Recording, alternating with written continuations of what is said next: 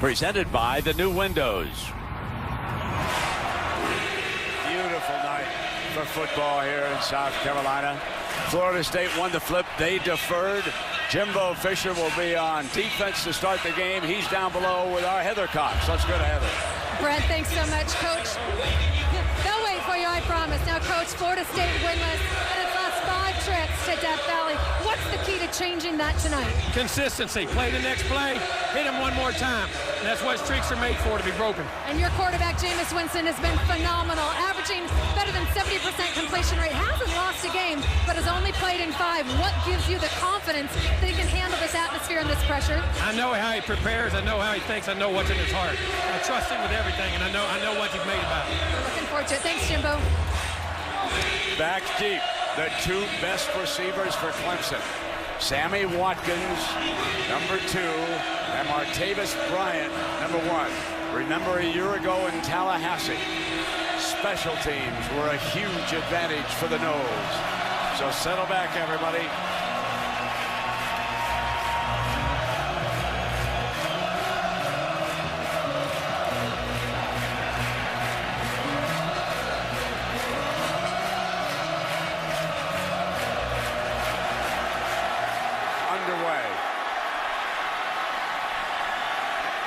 Watkins will take a knee, and it'll come out on the 25-yard line. And so here comes the senior from Hampton, Virginia, Herbie.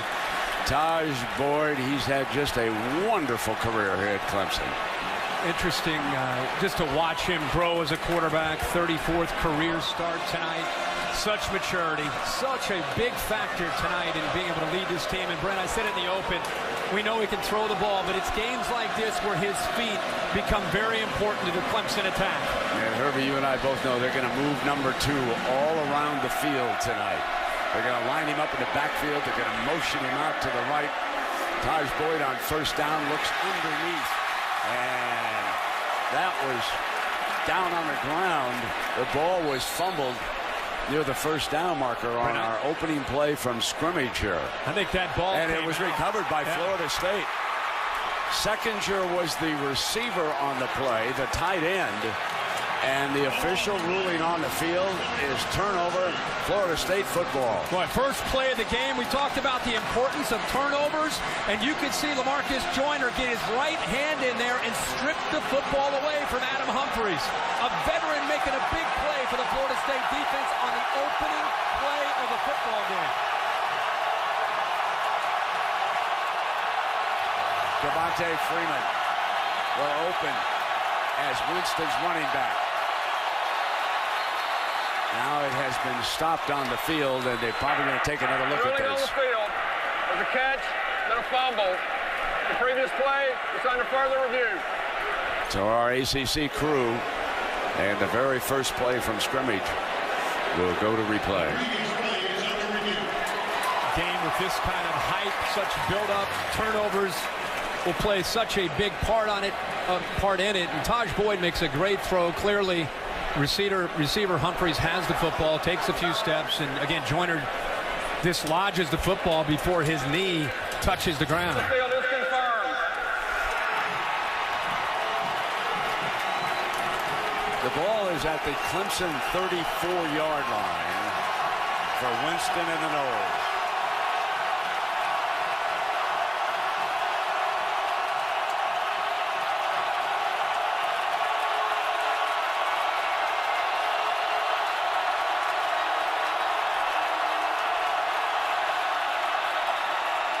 Freeman left side gashes the defense.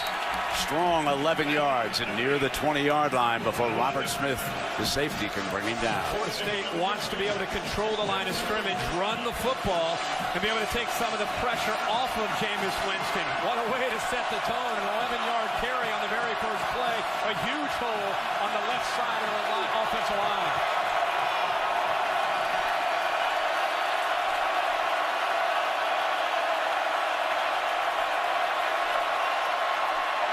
Freeman, not much doing this time. Battle for a yard into the heart of the Clemson defense.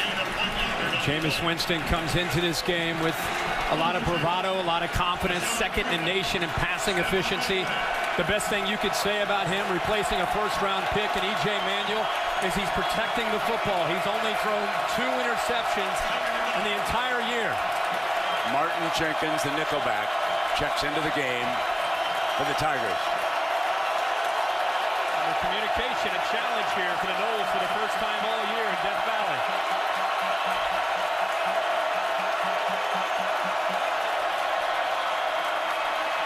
Winston goes up in the air, reaching for it is Benjamin. Touchdown, Noles. What a grab by Kelvin Benjamin. Turnover to touchdown. And that is the first touchdown this Clemson defense has allowed after a turnover. Benjamin, 6'5". He goes up in the air. What great body control and ball skills there, Brent. And Darius Robinson is 5'10". They found the matchup that they wanted. They took Freeman and lined him up to the far left. They cleared the backfield out, and they got a one-on-one matchup, and Benjamin goes up and makes the play. Looks like they're going to review this one as well, just to confirm.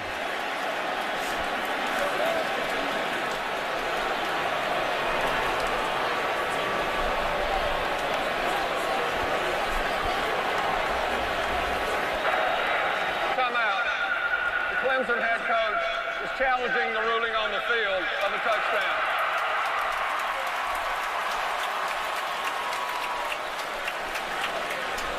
He makes his catch, and without a doubt, he gets a foot down. Maybe they're trying to challenge whether or not he gets into the end zone, but you got to control the football, and he does.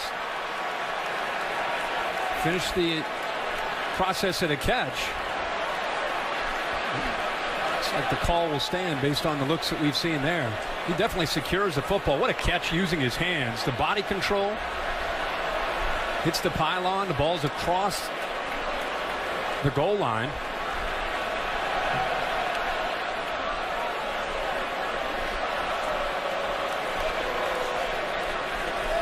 How about Jameis Winston's? Clemson will be charged with their first timeout. Their final challenge for the ball game. So Winston's first pass of the game is a 22-yard touchdown to Benjamin. And now Roberto Unwayo, who is perfect on extra points this year, stays that way. There was a flag on that play, however, so hang on here. False start, number 19. 5 yards.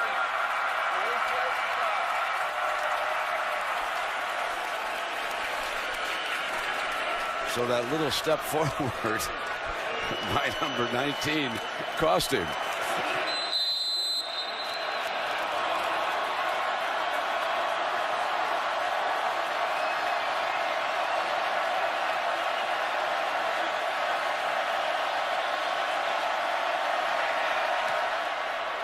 And he is now 36 of 36 on extra points after the fumble by the tight end. Here's Winston. His reaction after Benjamin puts the Noles on top.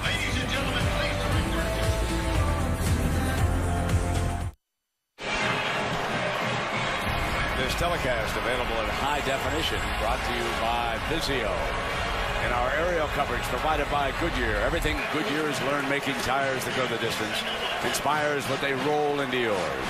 Goodyear, more driven.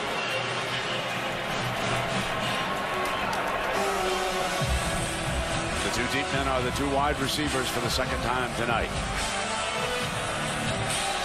Sammy Watkins would just love to get even quickly.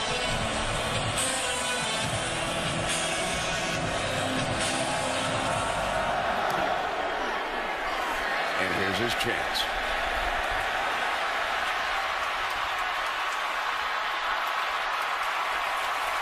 Across the 30-yard line, down around the 33.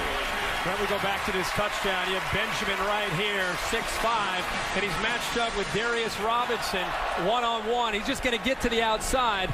Now, what I want you to watch is the movement of the safety here Robert Smith, he's hesitant because he's viewing this receiver instead of getting to the corner to try to help out his defensive back. And because he's late, the 6'5" receiver Benjamin able to go up and over Darius Robinson for that touchdown.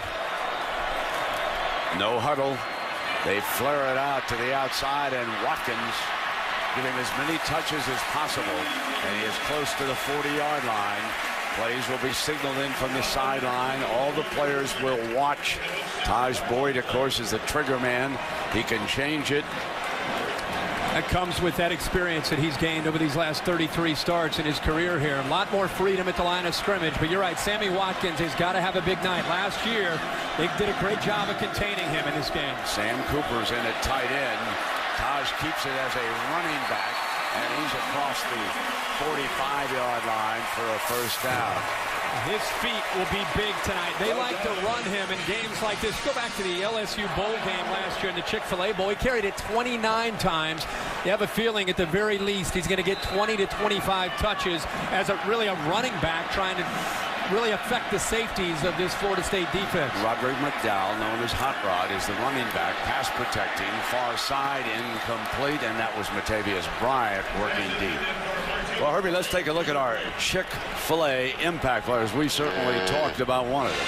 Yeah, we sure have. Sammy Watkins is going to be moved all around. They've got to try to isolate him, and Adam Humphries can make a lot of plays from the slot. Christian Jones, they'll move him around. They're going to put him at defensive end in this game.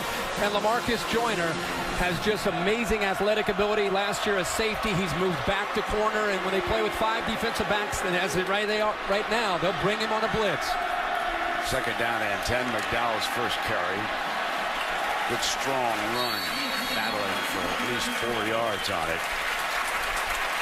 We touched on Watkins and Humphries, and for Clemson to have any consistency at all, they're going to have to win some one-on-one battles on the perimeter outside in this passing game, because Florida State will play a ton of man coverage. Now it is Ronald Darby playing bump with Sammy Watkins. Third down. This the money down over the middle, incomplete. Terrific coverage that time by the Noles, and that was Telvin Smith, the outstanding Will linebacker. Telvin Smith shows blitz. He's lined up right in the middle, almost as a spy, and then he picks up McDowell, who slips out late out of the backfield, gets his left hand up to be able to knock that football away. Really good coverage there by Smith. Bradley Pinion and Kenny Shaw awaits the return here for the Noles.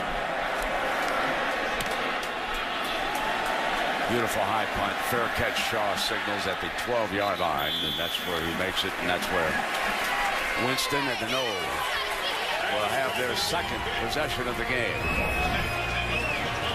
A turnover allows Winston to strike from 22 yards out. 7-0 Noles. Saturday Night Football presented by Windows. Brought to you by the new Windows.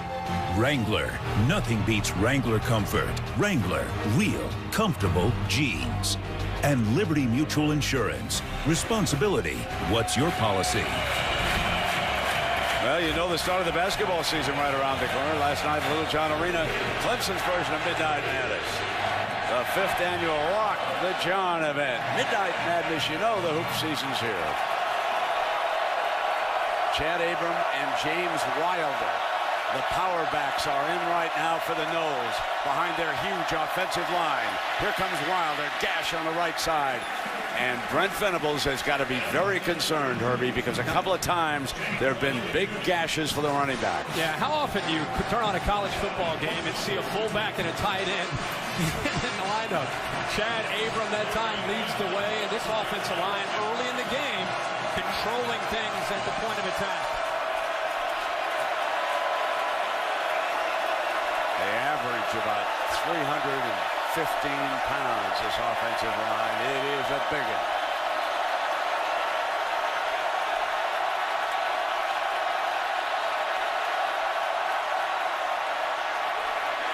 Wilder, who scored twice a year ago in Tallahassee, and he's hit for a loss by Christian. Watch Spencer Shuey shoot the gap here. He's been their leader so far this year from the linebacker spot, just closing down. Offensive line didn't have a chance at all because of the quickness and the instincts that time of Spencer Shuey.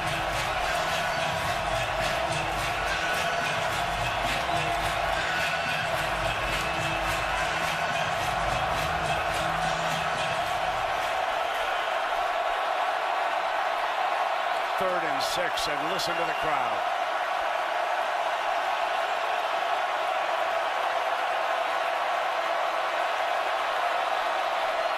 Winston to throw. From the pocket for a first down, stands tall and hits Rashad Green. How about that for composure? Clemson leads the nation in third down defense. They get creative with their blitz package, has just enough time there, and with soft coverage, Green just a simple little outcut, and Winston settles into this game and makes a great throw there on his first third down of the ball game. Abram and Nick O'Leary in from the Seminoles sideline. And again, they show that power look on first down.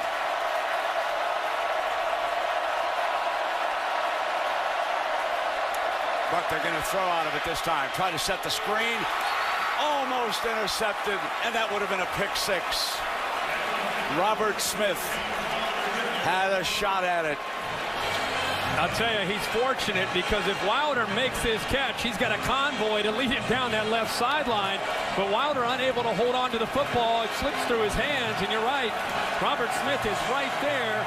Almost comes up with a big play for the Tigers. Second and 10.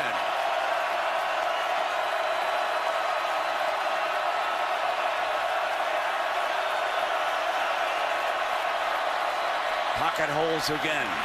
Strikes for a first down to Green for the second time tonight. And the offensive line is really holding that pocket firm so far. And keep in mind, Clemson, one of the best in the country at getting pressure on quarterbacks. The offensive line keeping the pocket clean and giving these receivers a chance to be able to execute against the Tigers in that second level. Jameis Winston seems confident. We wondered how he would react in this kind of atmosphere. Right now, he looks like a quarterback who's been out here for 3 or 4 years. He looks very confident. That's for sure, and he's 3 of 4, Herbie.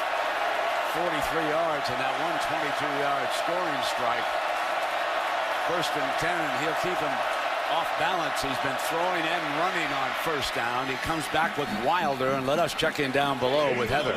Well, Herbie, you're right. Jameis Winston is confident. Before the game, he said he's ready, and he said, no, I'm not nervous, adding, when you're in that huddle, they can't see nerves in you. Nervous is not even in my vocabulary when I'm on the field. If you're not confident in yourself, who else is going to believe in you? Guys, I'd say so far he's practicing what he's preaching. That's for sure. And give Jimbo Fisher an assist here. Doing a really good job mixing up the play calling, the formations, being very multiple, making it tough on Clemson. Freeman checks in. Play action to him. Back to Green on the outside. And Green makes the most of it. What we've heard this week is about Clemson's defense. It's a different year, their second year in this system from Brent Venables coming over from Oklahoma. They're playing with more confidence. They're attacking the line of scrimmage and getting more pressure on quarterbacks. We felt tonight we would really find out how much they've improved. And you know right now, their heads are spinning a little bit with the way Florida State's attacked them. They're going to come in with that jumbo look on 3rd and 2. Abram back in. Wilder, the power back behind him. O'Leary goes in motion. And they run behind O'Leary. And he battles for the first down. Strong run by James Wilder Jr. And certainly many of you, especially in the Tampa area, remember his daddy. He was a good one. It's sure nice to see him healthy. He is a different back. Devontae Freeman gets most of the carries. He has tremendous quickness, but when Wilder's healthy, he's a different guy. He lowers his shoulder and can pick up those tough yards, especially when it's third down and short. So the Noles have driven 36 yards already to the 48-yard line, with Wilder watching this from the sideline, and Freeman, the junior from Miami, back on the field. Watch for a play-action pass. They've been having so much success running. If those safeties start to cheat up, Winston will take a shot deep. It'll be the toss play with Freeman behind Abram with crushing block. And for 9 yards, they found something with the running game. Well, they are setting the edge, and the line is getting a tremendous push. And it allows the big fullback Abram to lead his way around. That time you saw Bobby Hart lead the way, 51, the right tackle. And when the right tackle makes a block like that, it makes it so much easier because the tailback doesn't have to worry about it until he's about 7 or 8 yards downfield because of that big fullback, Chad Abram. 7 running plays, 5 passing plays, keeping the book balanced so far. 2nd down and 2.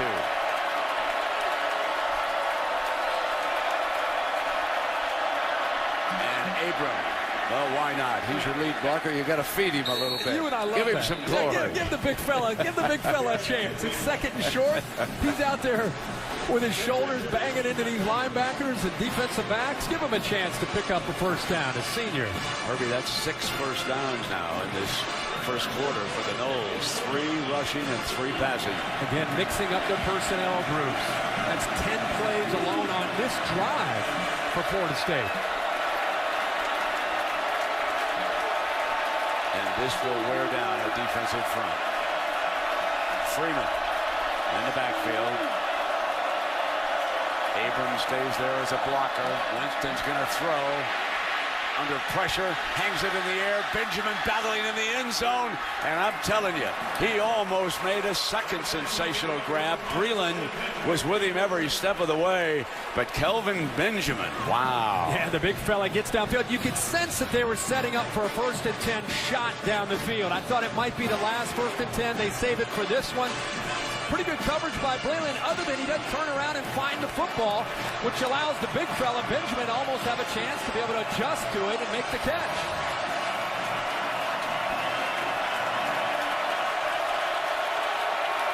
Seminole injured on the sideline, and that is Benjamin shaken up after he went down. Winston fires. O'Leary's first catch, still moving. He has 11, make it 12 catches this year and 5 for touchdowns, and he picks up a 1st down. And when you have a great group of wide receivers, one thing that can complement that, other than an awesome running back, is a great tight end. How about the position of that football by Jameis Winston? Put it low and away from the linebacker, Anthony, where O'Leary can make the play on it and then make big yards after the catch. 1st down and 10, just across the 20-yard line in the red zone with a 7-point lead. Freeman behind Abram, and that time the Clemson defense jammed the point of attack. Big Deshaun Williams, one of the defenders there. This is where you want to find out who your leader is in the Clemson defense. These guys have played very well for the most part of this year. Spencer Shuey, Stephon Anthony, and linebacker. Who's going to step up and make a play in the red zone and prevent Florida State from jumping out to maybe a 14-0 lead? You want to keep this crowd in the game if you're Clemson, right? And Benjamin being stretched over there on the sideline.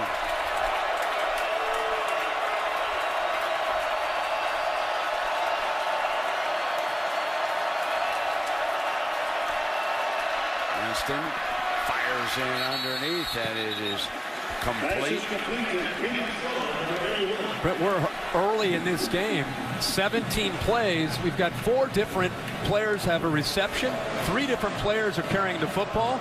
It's been a very methodical drive here by Jimbo Fisher and this Florida State offense, just moving their way down the football field with a young quarterback who's getting a lot of different people involved in this drive.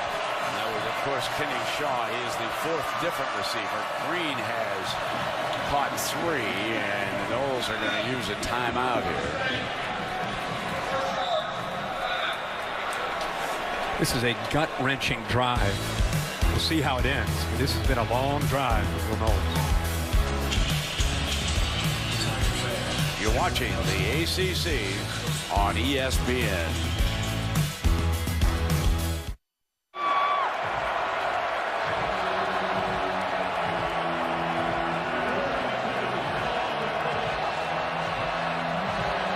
Has been controlled by Florida State's offensive line, which sets up a very interesting, critical 3rd down and short early in this game. They brought Wilder in. He's behind Abram. They'll run 32, and he was met by Stephon Anthony, the leading tackler on the Tigers. He jumped all over the running back.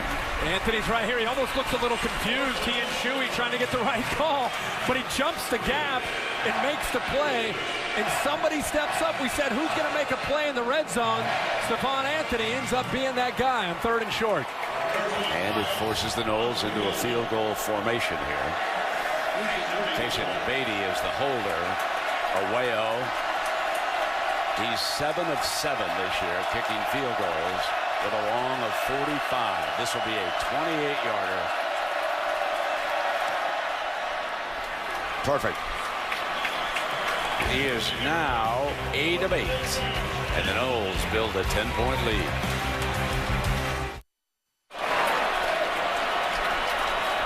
Florida State leads Clemson 10-0 as we continue the Dr. Pepper road to the championships. And the winner tonight will be very highly thought of when the first BCS rankings come out tomorrow night. And there's the freshman, Jameis Winston.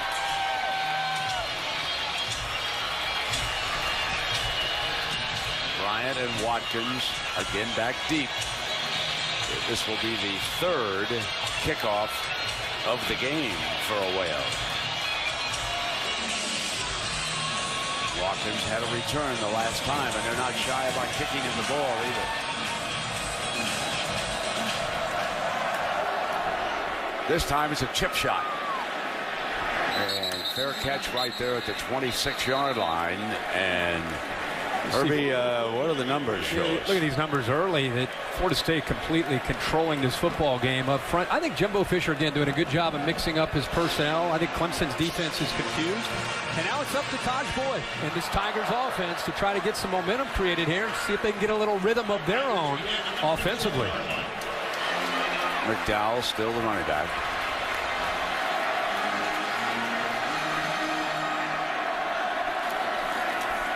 Taj Boyd, good runner. And he showed you how quickly he can seize that daylight. And he's brought down by P.J. Williams, who then gives him a hand and helps him up. This entire offense is built around Clemson's ability to run the football. When they start to run the football with Taj Boyd and these backs and Sammy Watkins, it sets up their play-action game where they can try to get after these safeties and try to make them pay for it by coming up and run support. Dropped, incomplete, and that is Stanton's second jerk.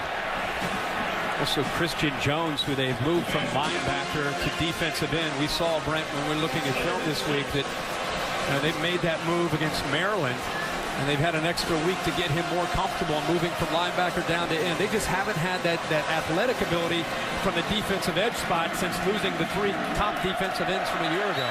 Now, obviously, they broke across, and Taj thought he had a free shot, so he threw it downfield.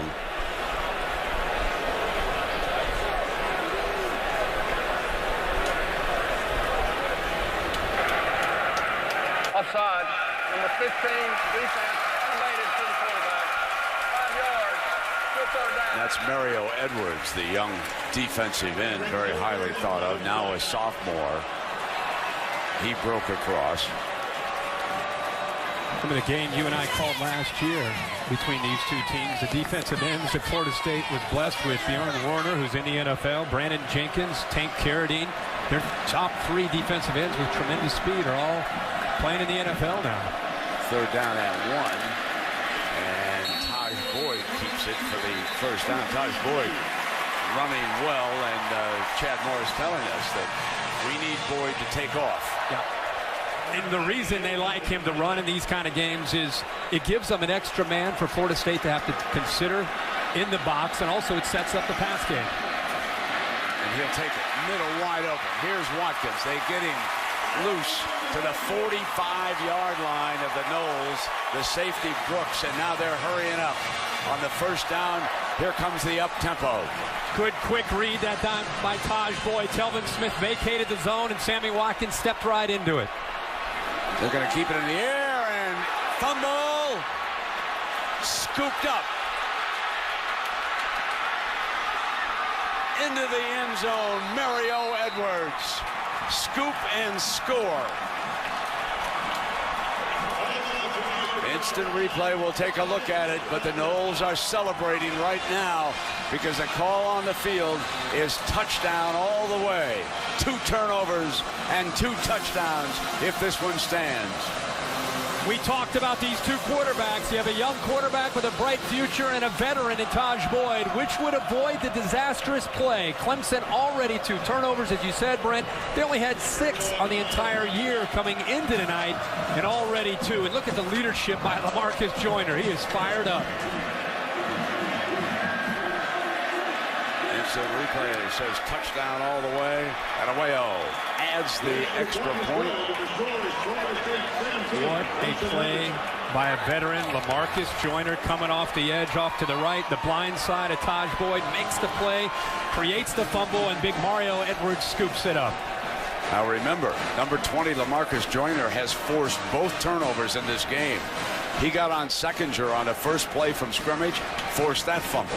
Now he gets on Boyd, and he forces the second fumble. So the All-American from Fort Lauderdale, Florida, is off to a whale of a start here tonight. I had a great conversation this week with LaMarcus Joyner about this Florida State team and its leadership and the difference he feels with the brotherhood from the Florida State team. There's Jimbo, or Taj Boyd and Dabo Sweeney talking, trying to get this thing corrected. But yeah, it was interesting to hear Joyner say this is a different Florida State team, different brotherhood, different kind of leadership. They believe in one another. They felt they could come into this game and play well. So the last time they had the chip shot and the tight end Leggett came up with the tight end. Let's see if they challenge Watkins and Bryant deep this time as they build a 17-point advantage in the opening quarter because of 2 very costly turnovers. This time they're going to be penalized.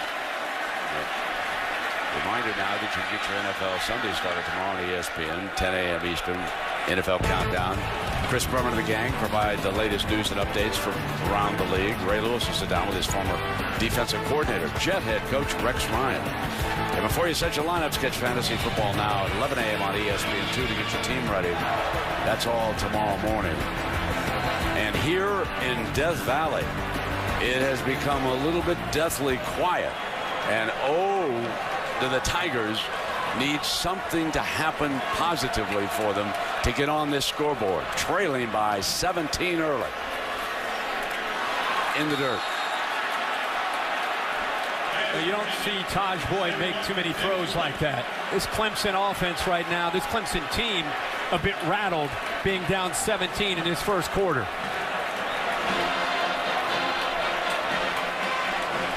This is where a veteran has to right the ship, try to get a first down, and try to get, again, a belief that they're going to be able to move the ball against his defense going.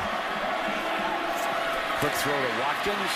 Picks up the first down with a nifty move, and he's to midfield.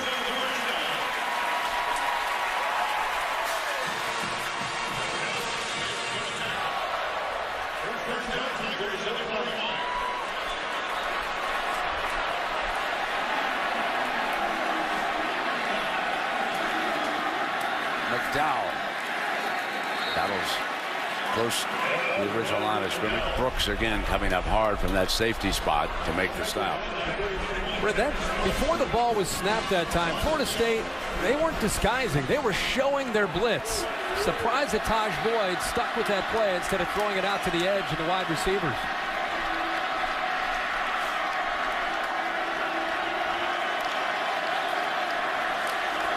The play being signaled in. Terrence Smith, one of the linebackers, is number 24. Has to throw this away. He was under enormous pressure. We have talked so much tonight early in this game about Jimbo Fisher and his plan offensively. How about the job that Jeremy Pruitt, the new defensive coordinator who's come over from Alabama as a secondary coach, they also seem to be confusing the Clemson offense with a variety of different looks, showing them a lot of things they haven't shown all year, saving it for this game. And right now they have Taj Boyd overthinking this. Third down and 10. incomplete. Crowd wants interference on. They've got the flag. The intended target was Adam Humphries.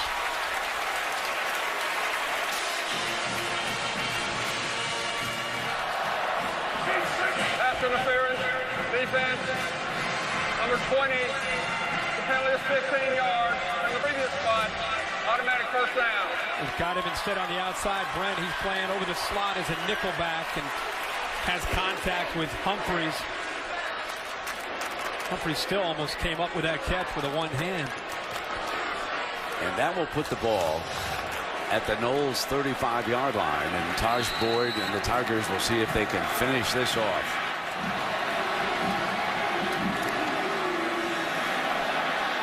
McDowell breaks the daylight. And a few times we've seen a running lane for Roderick McDowell. Bounces out to the outside, and again, that's what Clemson needs to happen to get those Florida State safeties to have to respect that and open some things up for them in the pass game. Come back with McDowell for the first down.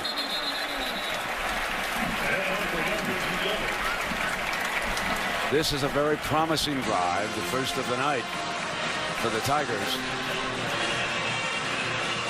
They're across the 25-yard line.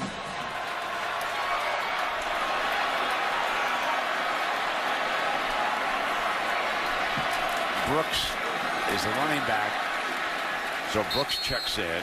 He's a bit of a power back, young man from Jonesboro, Arkansas. Yeah, they'll need them both, McDowell and Brooks. Brooks, when they get into the red zone, because he is more of a power back, gets more of an opportunity down here. Also can catch the ball in the backfield. Boy, this Florida State defense is moving around very quickly, getting off blocks. 2nd and 7. Here they come on. Incomplete, and the wide receiver was Mike Williams, the freshman from Vance, South Carolina. He didn't read this right. They blitzed off the corner. Yeah, they brought a corner. He pointed to it, and then he didn't do his adjustment. Taj Boyd did. The veteran quarterback did. So he points to him, sees it, recognizes it, and then he sticks with his route. He should have sat out in the flat, and he would have been able to have a first down there on 2nd down. 3rd and 7. McDowell back in as the running back.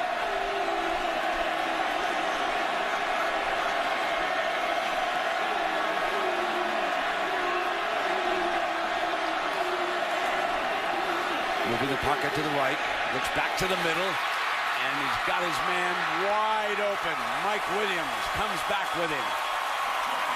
And it is 1st and goal for the Tigers. Nice job on 3rd down of moving the pocket away from the pressure.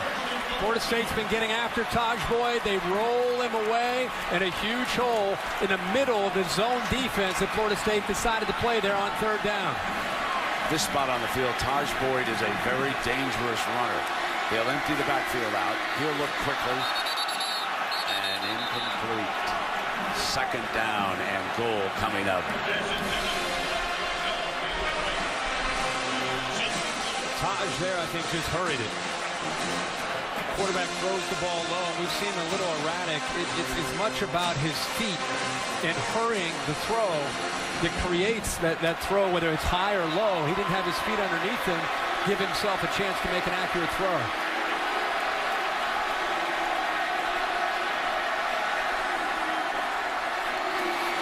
Comes Joyner again. Flash, grabs it, got it, touchdown. Sammy Watkins. Joyner was coming off the corner. They're not afraid to blitz at any time or any place.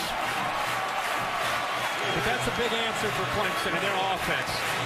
They've turned the football over twice already in the 1st quarter. The back goes one way, there's a fake, and he has to throw it right over Joyner, who's made 2 big plays, and I can't say it enough. Every time you and I have Sammy Watkins, he has to have the best set of hands, just hands, and making catches of any receiver we've seen all year. Yes, he does. Catanzaro, Chandler Catanzaro, tacks on the extra point. This is the big 3rd down. There's a young freshman that's sat right there in the middle of that defense. Picked up the first down, got him down inside the 5-yard line. And then Taj Boyd made a nice throw to Watkins. And look at those hands right there by Sammy. Bobbles it, able to secure it and get the touchdown for Clemson. That's a huge, huge drive here with a minute left in the opening quarter. But the question, the overriding question for Clemson, can they stop Jameis Winston and this Florida State offense? While we were at a break, you could see Brent Venables and the defensive coaches feverishly writing on the grease board, going over as many things as they could, because I think there's been some confusion with all the different looks that they've had to see from Winston in this offense in the first quarter. Whitfield and Williams are back deep as the return men for the Noles.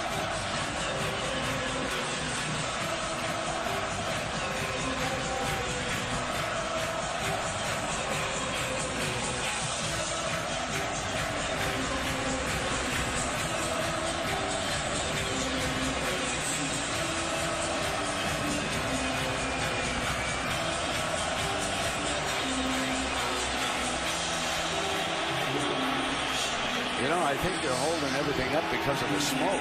After the Clemson score, you can see that it's hanging here in the stadium, and the referee down in the end zone is back there, and he's saying, let's just hold it up and see if this air clears a little bit. What was that NFL game where they were playing in the fall that way? The Bears and the Eagles? Philadelphia Eagles and the Chicago Bears. Couldn't even see them. The National Football League. John Madden was up in the booth, and he couldn't see anybody on the field for a while. Line drive kickoff. Williams has got it. Well, let's check in for our first update of the night, and here's Robert Ford. Busy day, Robert.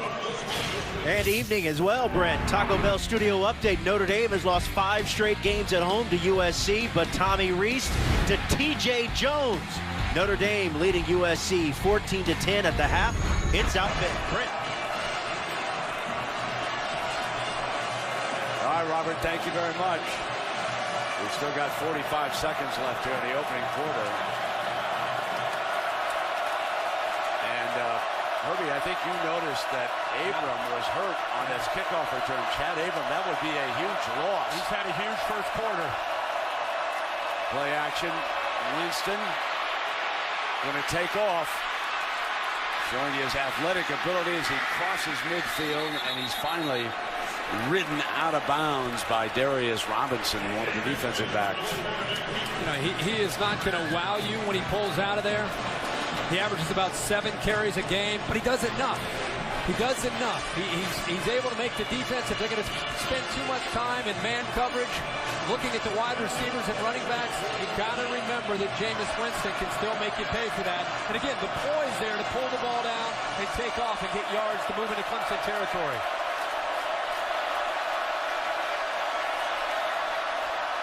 Freeman. Gang tackle at about the 45-yard line.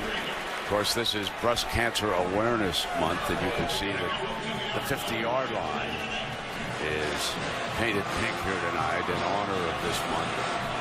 The players have some pink towels. Coaches, of course, have pink trims on the bottom of their shoes. And we've come to the end of the first quarter here in Clemson.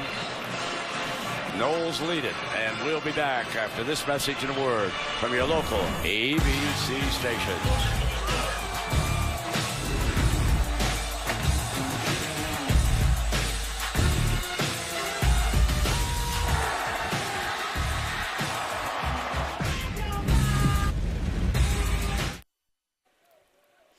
Welcome back to Saturday Night Football on ABC, presented by the new Windows.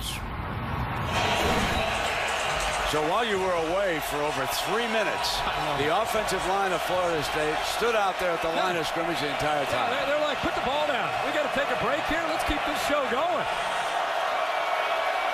And now the skill players join them, and it'll be 2nd down and 8. First play of the second quarter. Winston rolls the pocket to the right. That offensive line holds up as long as it could.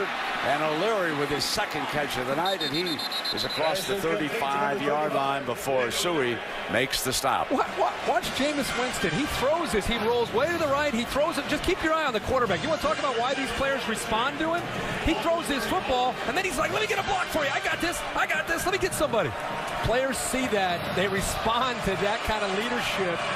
Again, the intangibles of this young freshman are amazing.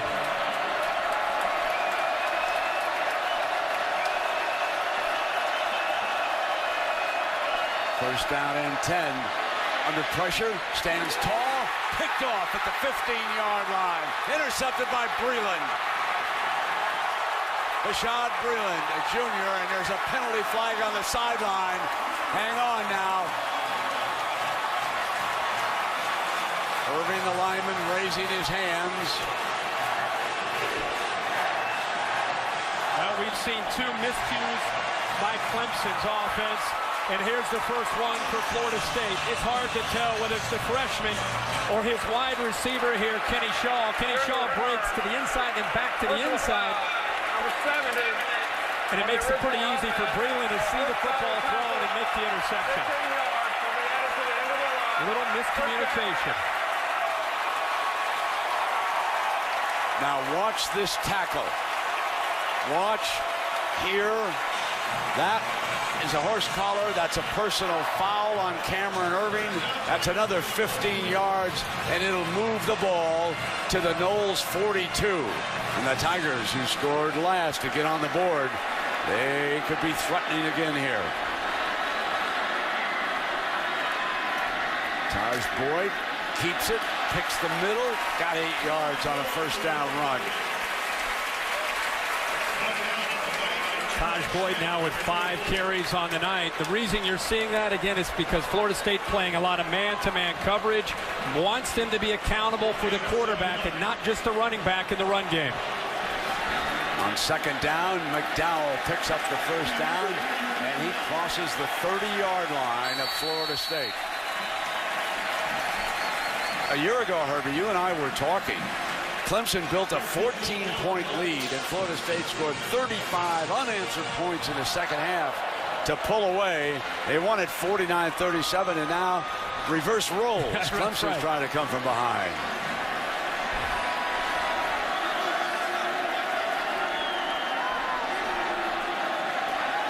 Chad Morris, the offensive coordinator, sending the signal along.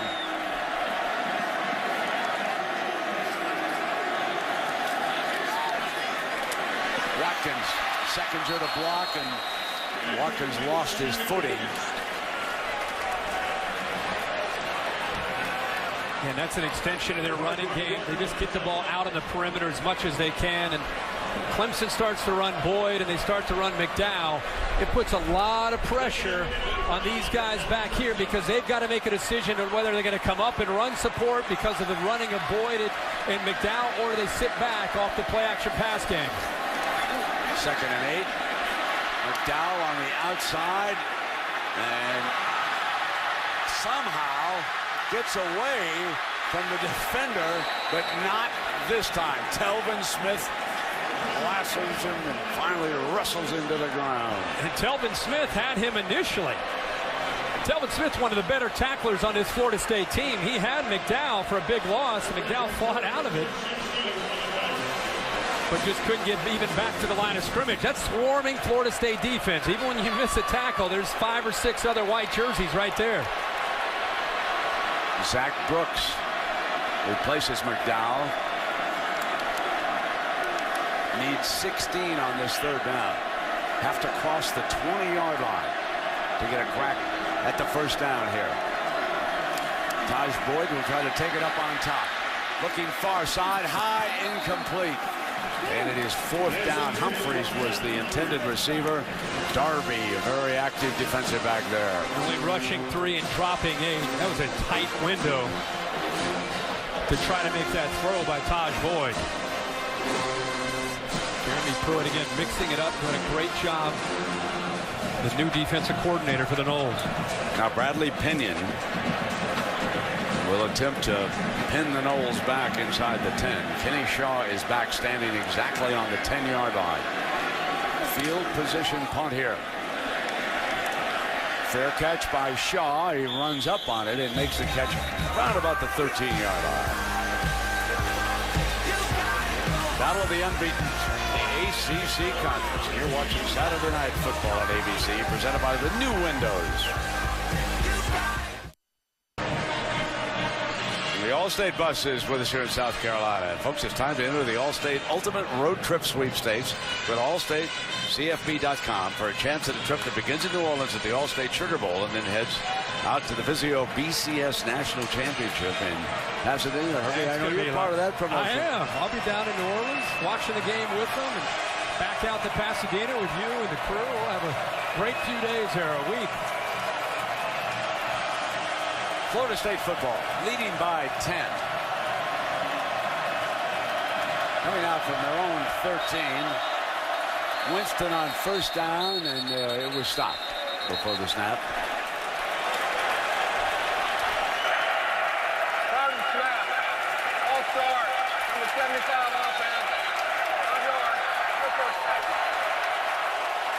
It's Cameron Irving, the left tackle. And Brent, you know the one name we've not called all night?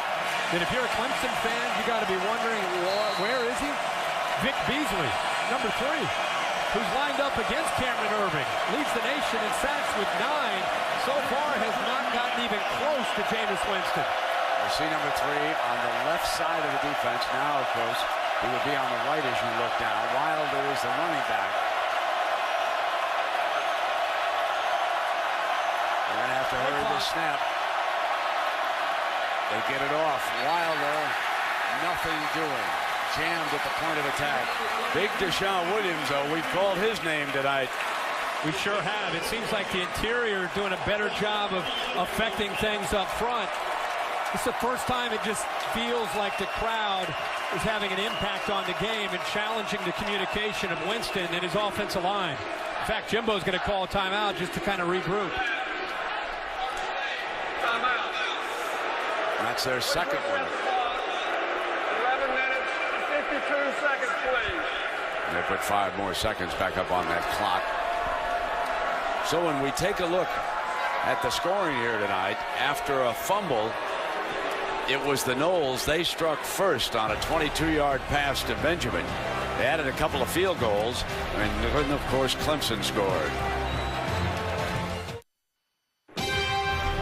Saturday Night Football presented by Windows. Brought to you by Hyundai. New thinking, new possibilities. UPS. Let UPS put the power of logistics to work for you. And AT&T. Rethink possible. Well, that shot is University President James F. Barker's home here at Clemson. A lot of beautiful buildings on this campus. A great scene here tonight. 80,000 plus.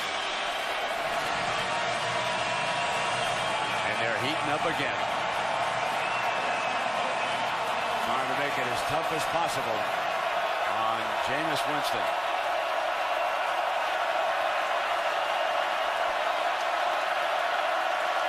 First and 15. Winston from his own end zone. Incomplete. Green was the target. Threw it too high, and Winston knows it. Interesting decision here for Jimbo Fisher. He's shown a lot of confidence in the young Jameis Winston. He's pinned back in his own territory here. Up 10. The last thing you want to see is a big mistake. You know, look at him squint over there at that sideline like he's having a little difficulty picking up the signal from the sideline. You could see the young man squinting there.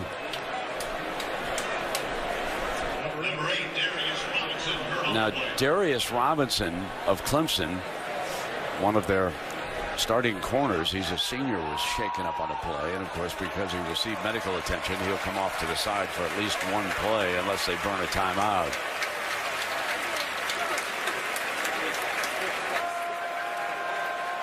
Martin Jenkins has also been seeing time in the defensive backfield, especially when they go to a nickel.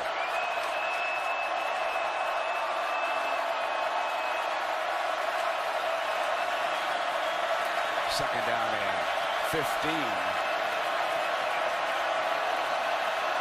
Plenty of time left in the second quarter. Winston keeps it. Did not fool the defense.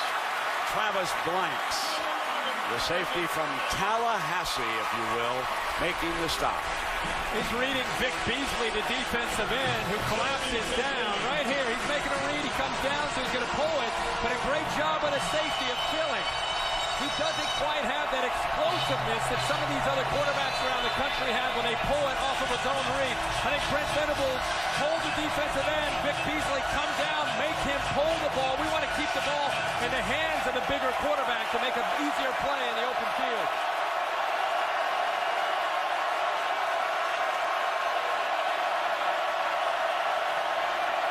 Has to hurry. I don't think he got it off if that clock is accurate. Going to throw far side, high, battle for the ball. And the catch made by Benjamin over there. They're calling it a catch. Delay a game. Indeed, that clock zeroed out. Delay a game.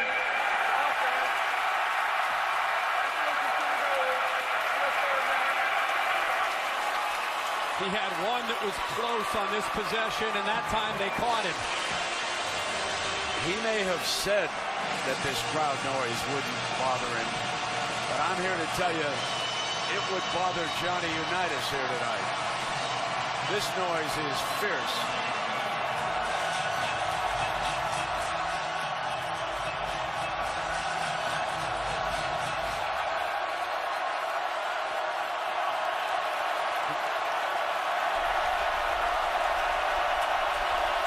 Freeman is the running back alongside Winston on 3rd and 19. And they're going to be very content to try to pick up a few and then punt it away. Smart call by Jimbo Fisher, sensing the momentum. And the last thing he wants to do is put his quarterback in a position to force a throw in and maybe create that turnover.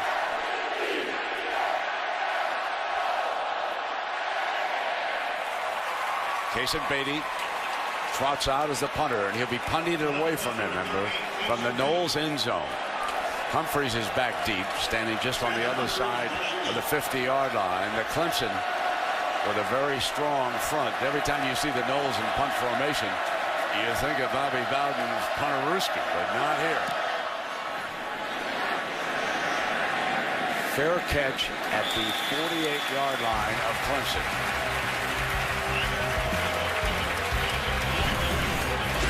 Ty's Boyd coming out next.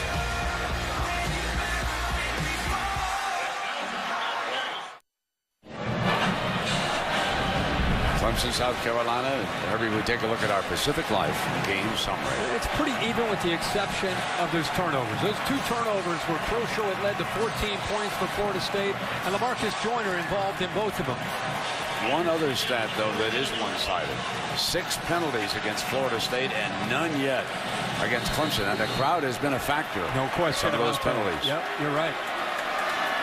Taj Boyd, pocket, holds, fires far side, incomplete. And again, miscommunication going on between receivers and quarterbacks here tonight. So much of this offense is predicated on the receivers and quarterbacks not only being on the same page, but adjusting your route based on the coverage that you see.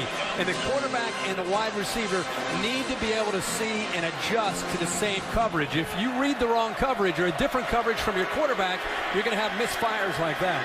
4 receivers, and on the boundary is young Mike Williams. Taj Boyd taking a look in that direction. Gonna go try to hit the freshman, and it was out of bounds. They think a lot of Mike Williams. He's 6'3". He's 210 pounds. He's from Vance, South Carolina. And keep an eye on this young man. They clearly wanted him over there one-on-one. Great ball skills, and with his size, he can go up much like Kelvin Benjamin and make plays for Clemson. Knowles keeping 7 in coverage. They're getting pressure by just rushing 4 and making Taj Boyd have to hurry. Some tight windows he's trying to throw into.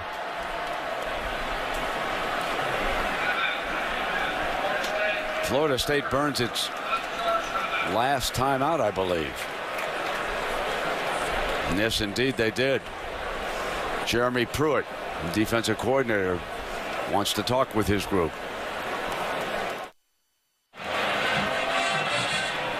The chase for the Sprint Cup heads to the Talladega Superspeedway, where anything can and does happen. NASCAR Sprint Cup Series, Talladega, presented by 5 Hour Energy, tomorrow 1 p.m. Eastern on ESPN. 9:49 remaining in the second quarter here in Clemson, South Carolina. 3rd down and 10 for the Tigers. Taj Boyd fires to the mark, And he's got it. Sammy Watkins got to the first down marker. Glad you said that, Brent, because that's the sign of a mature veteran receiver getting just enough, and it's going to be close. They're actually going to measure it, but good throw that time. Much better timing between the quarterback, Boyd, and one of his favorite targets, Sammy Watkins. Hey, Knowles are not giving these wide receivers much room to work at all. Look at that coverage. That ball had to be perfectly thrown, or he wouldn't have had a chance that time. Nate Andrews, a true freshman, there on the coverage.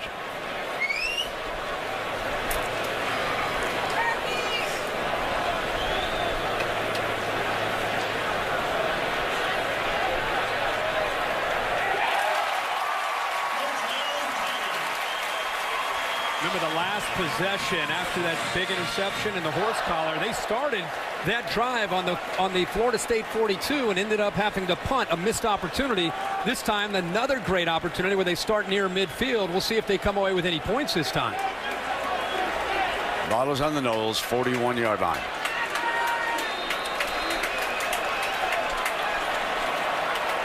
Watkins moving around. More of a difficult target. Play action with him, and that did not fool the defense. He was jumped by Christian Jones, the Mike linebacker. The guy who's fooled right now is Taj Boyd. Christian Jones right here. I think Taj Boyd had some weaknesses to the left, and instead he gets confused. You know, he's reading Christian Jones. If he comes down, he's going to pull it out. He faked down on the back and then came back to Taj Boyd. He misread that. Now that was Zach Brooks blowing a block too, number 24. He's got to look in that direction. Incomplete. Telvin Smith, the defender there, big number 22. 32 tackles on the season. Taj has to be careful that even when he has time, because he's been hurried tonight, even on that, and he starts to kind of get off rhythm, and his footwork gets messed up because he's hurrying even when he has time. I think Florida State's confusing him, and they're doing a good job of pressuring him. 3rd and 14, moves the pocket to the left, flings it incomplete. And they stop again, the Knowles, and that was young Andrews there. Another very tight window for Taj Boyd to get that throw into. How quick that Florida State defense is lined up and finding these wide receivers. You've got 4 or 5 different defenders out there. How tight. You got 3 different guys all over. And time again, the young freshman Andrews on the play, and another blown opportunity for Clemson's offense. Now the battle of field position. Pinion punting again, and Shaw's back on the 10-yard line. Hangs it high. Going to let this one bounce, and it does not go into the end zone. Humphries gets down on it on the 5-yard line. Well, it's time for tonight's Aflac trivia question. Which Heisman Trophy winner hails from Jameis Winston's hometown, Bessemer, Alabama? Right there in that area, Hueytown High School. Heisman Trophy winner hails from that hometown. Here he is. Here's the young man. He's on everybody's chart right now, and they list the top half dozen. Yeah, he's in the top 5 always right reaching now. Winston. Let's see what he can do in the teeth of this noise. 8:47. Chad Abram back on the field, and Freeman a running back.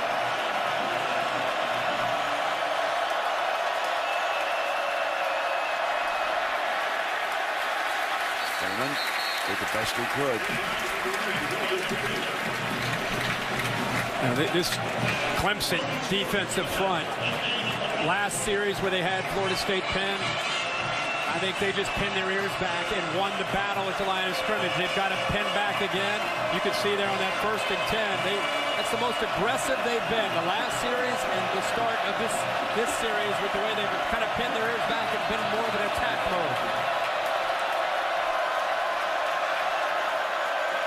From the end zone. Fires complete to Green for a first down. Rashad Green. Now that is a huge throw on 2nd down. Given time, you can see how comfortable he is throwing from the pocket into the teeth of that defense. They give him time. I love how he keeps his vision downfield for a young quarterback with some pressure on him. He doesn't stare down the pressure. He's looking through the pressure. He feels it, but he sees the coverage and makes the throw.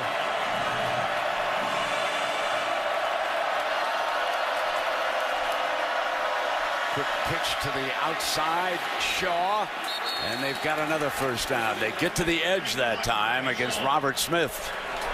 You know, it's a simple little thing, but you want to put the ball out in front of your wide receiver so he can continue to run and not have to miss a stride. That's a perfectly thrown football right in front of Kenny Shaw. That time they're in sync. Earlier they missed on a throw. That time, perfect throw, and they weren't pinned back inside their home 10. All of a sudden they're out close to the 30-yard line. First down. Keep it in the air, and Green this time breaks free. 35, foot race, great speed. Here goes Green, touchdown, Florida State. And the signal to the crowd. 72 yards.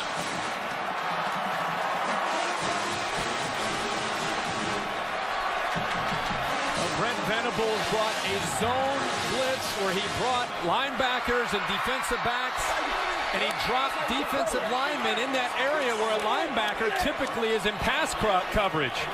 And out in space, the big fellas close to 300 pounds have no chance to be able to keep Green away from catching that football. Roberto Arroyo tacks on another extra point. So, Jameis Winston's longest completion of the season. And, folks, he's starting to move up those Heisman charts, isn't he? Watch the two defensive linemen right here who are going to drop back, and they brought pressure from the outside. The defensive linemen are 300 pounds. They try to confuse the offensive line. You see the two big 300-pounders in coverage. In fact, there's Deshaun Williams trying to make a play. Great job of picking up the pressure. And once he made that safety miss, nobody's going to catch Rashad Green. And Deshaun Williams is down on the field being tended to at about the 3-yard line. He was in on the extra point for the Clemson Tigers.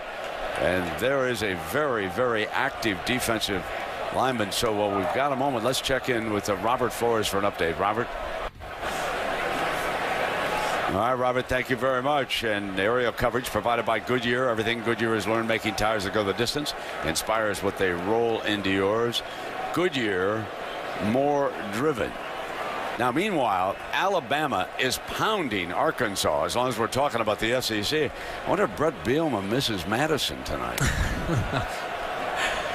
It's been a struggle in conference play. I want to check in the Associated Press top 10 because we are going to have some shakeups over here. All right, we're going to play a little bit later. Alabama rolling, as we said. Clemson in a dogfight.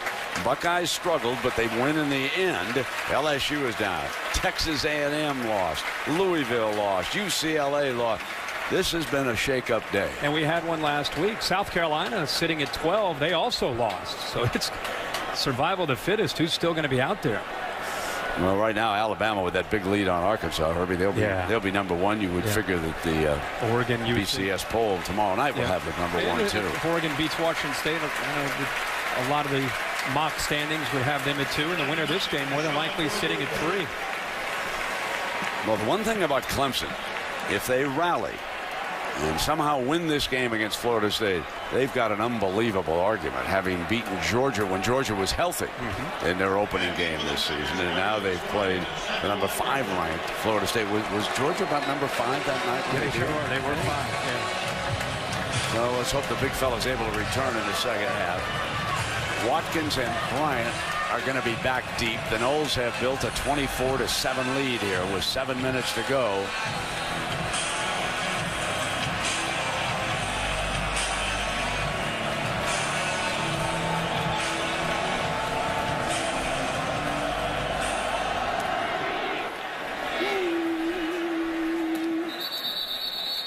So again, keeping it short now to the hands of the speedsters. And all right, Herbie, which Heisman Trophy winner is from there? I know you're going to get Bo this. Jackson. You got it, my friend. It? I knew you'd get it. Bo Jackson, 1985. Auburn Tigers. One of the great athletes that this country has ever produced. Right there. Bo Jackson. I'm telling you, he was unbelievable. You saw Winston throw from right field? Bo Jackson could hum it in from right. 24-7 now. Ty going to keep it. wrestled, thrown back by this very active defensive Jeremy Pruitt. When we talk about Jeremy Pruitt, Jernigan lost his helmet, so he's going to have to go out for a play. When we talk about Jeremy Pruitt over there, remember where he came from. He worked with Nick Saban. He was a director of player development, and then he coached the secondary. And if you're going to learn how to coach the secondary, there's one man you want to study under, and that man is Nick Saban. That's his specialty. Now here comes Taj Boyd, flips it off to the side. McDowell got the first down, run out short of midfield by Ramsey, Jalen Ramsey. Very important for Taj Boyd and Clemson to get something going. The last 2 possessions, they've had great opportunities with great field position, came away with no points, and then they give up a touchdown. Remember, Florida State gets the ball to start the second half. They desperately need points on this drive. On first down, they run McDowell. Pick up about a yard, close to midfield, and Christian Jones hitting first. See, Christian Jones, it's a move that Jeremy Pruitt did when they moved him to defensive end.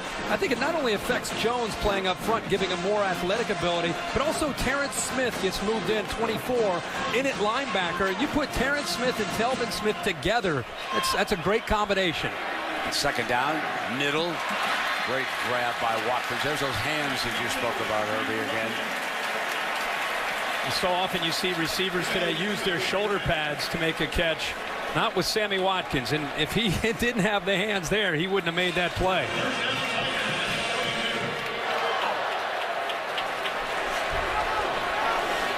Hopper, one of the wide receivers, off to the right.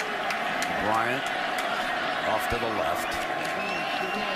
Quarterback draw all the way. Beautiful run by Taj Boyd as he crosses the 25-yard line. Went with an empty backfield motion. McDowell out. They brought a blitz. Florida State did with Terrence Smith. There's nobody left.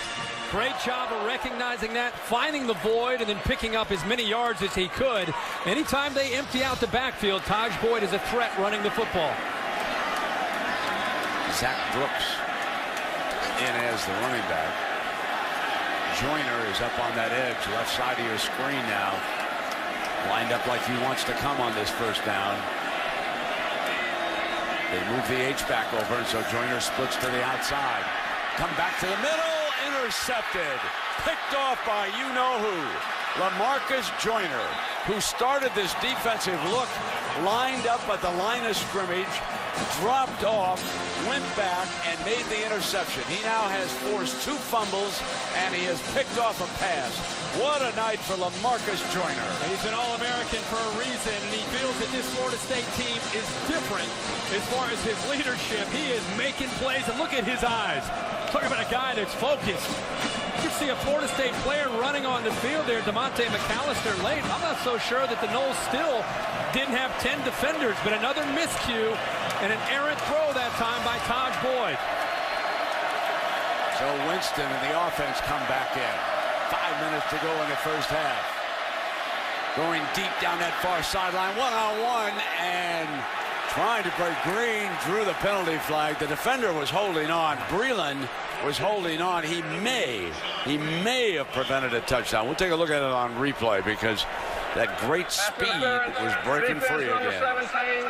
15 yards. How about the call by Jimbo Fisher?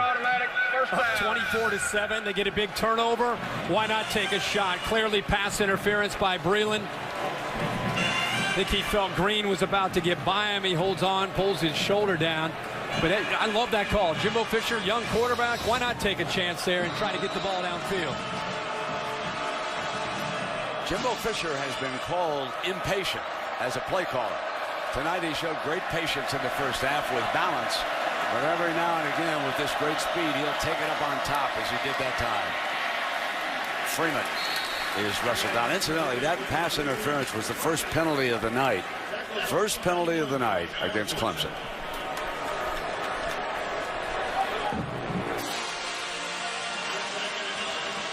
Here's that screen again from the quarterback. Hey, when you're young, you shouldn't be swinging like that, right? Have trouble seeing the curveball if you're swinging. Second down and 9. That's O'Leary, the H-back. Here's Winston. Gonna lob it long again for Benjamin, who caught the first touchdown pass of the game, a 22-yard strike. Robinson had coverage that time, and we come to third down here with the clock moving inside of 4.5. Brent, you go back to that interception, you add all these numbers up. Florida State ran a guy on, and they still only had 10 guys on the field when they ended up making that big interception by Joyner. 10 guys, almost had 9, end up with 10 and still get the pick. Third down and 9.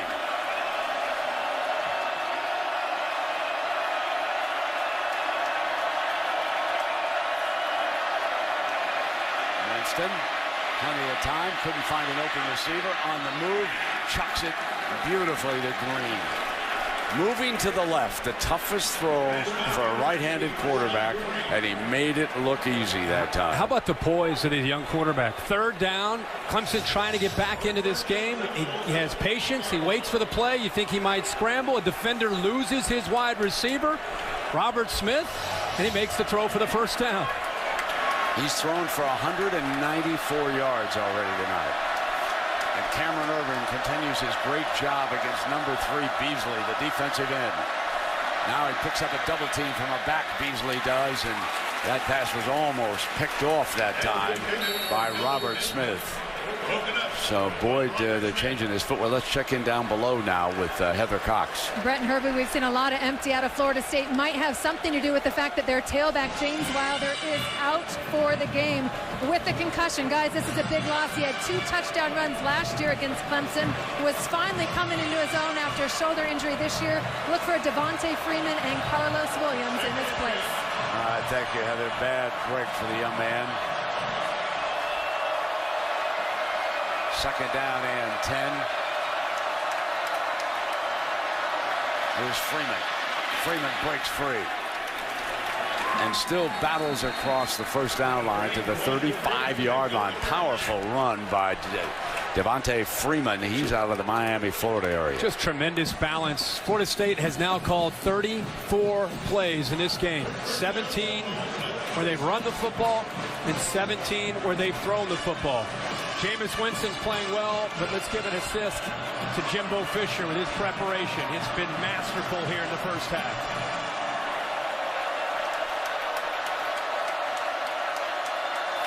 Winston on first down, fires complete. Here's Green again, and Green picking up about 9 yards before he's taken down. Breland is in there on the tackle, and Winston now 12 of 18, over 200 yards with 2 touchdowns, and he has hit Green 7 times tonight for 129 yards.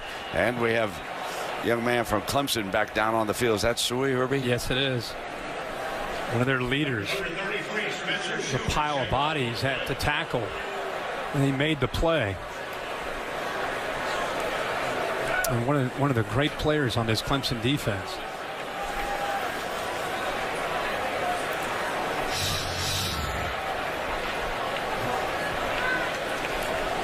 It looks like he got a leg whip right at the left, close to his left knee.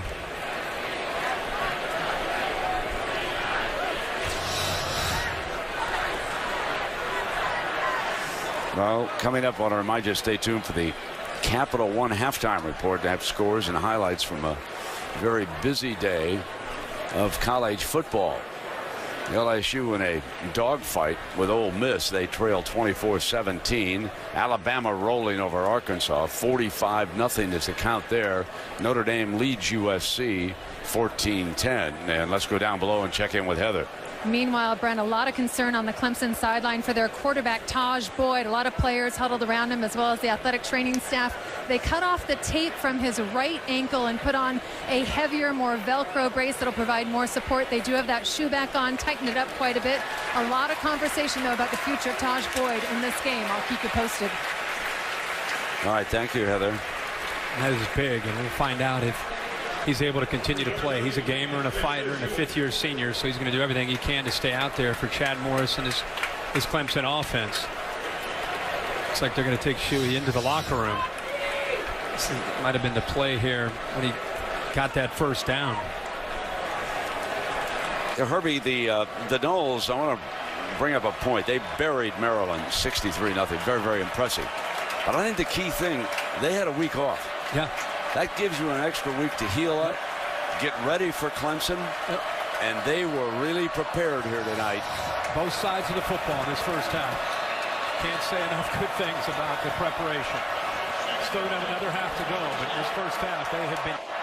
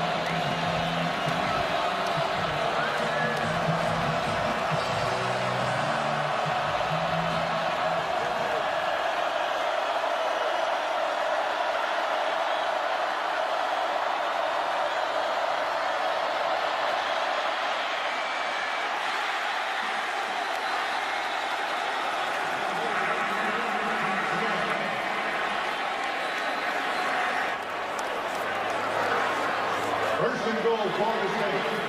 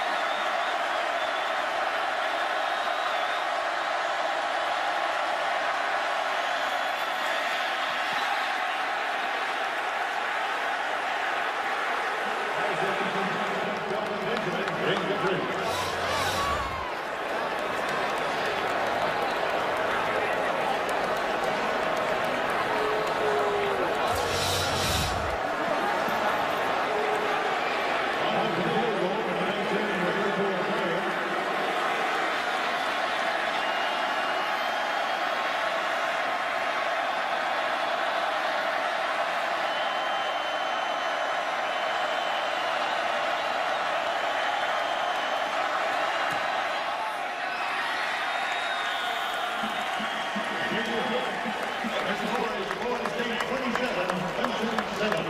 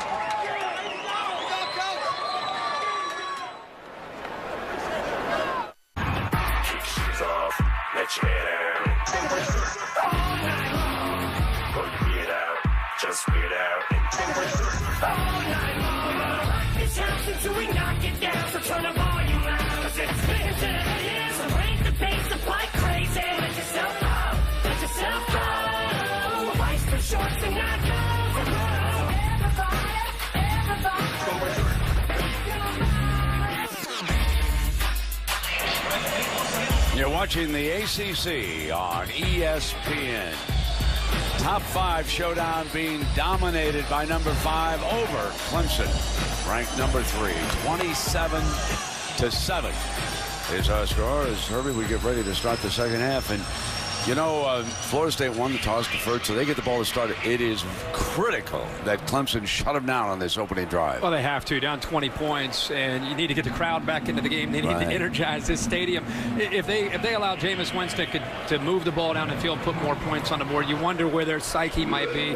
I'm sure Dabo went in there and tried to talk to his team about, guys, we need to stop. We need to get the ball back. Florida State's punted one time in this first half, so it'll take a big effort by Brent Venables' bunch. Yeah, and there were any number of mistakes by Clemson, Herbie. Yeah, it really started early. First play of the game. You know, this is something that Clemson wanted to avoid. Keep the crowd in the game. Second year with a fumble. LaMarcus Joyner's been all over the field, creating a couple fumbles and turned into 14 points. And a miscue. We see another interception. What a night LaMarcus Joyner's had here in this first half. He's been everywhere. And you know what? 30 minutes, Jameis Winston passed the test. Not only making plays, just managing the offense, making great decisions for Jimbo Fisher. Williams and Whitfield back deep for the Noles to start the second half.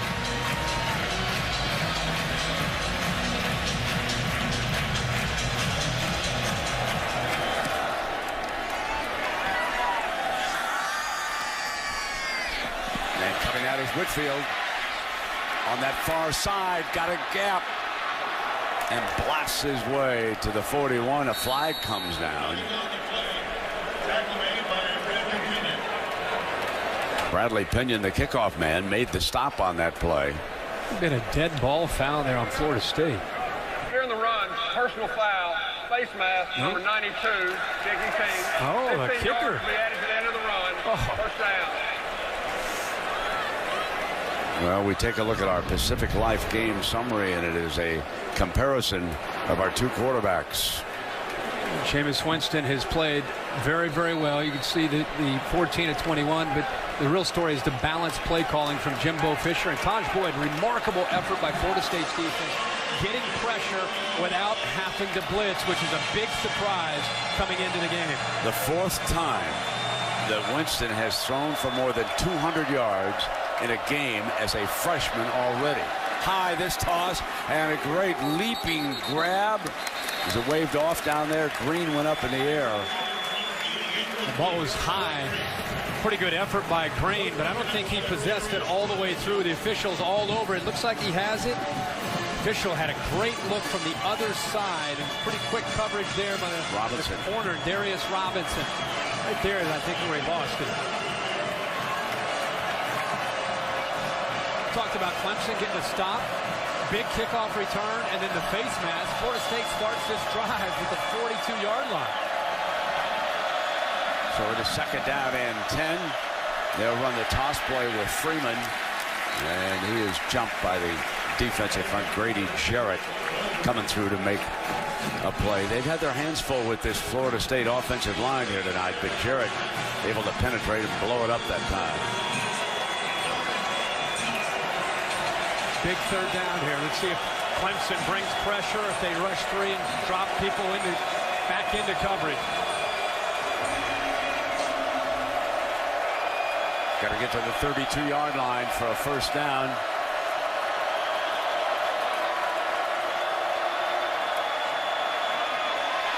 Fires, caught, first down.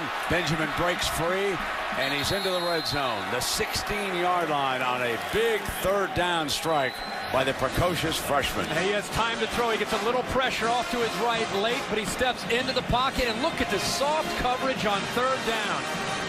Once he had time, he's waiting for Benjamin to clear and make the turn. All alone, nobody close to him.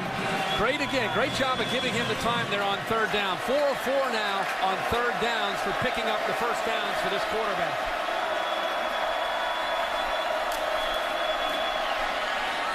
Deflected, incomplete. It'll be second down. Pass was clearly deflected. I think Corey Crawford, 93, he's dropped into coverage, got a hand on it. There he is.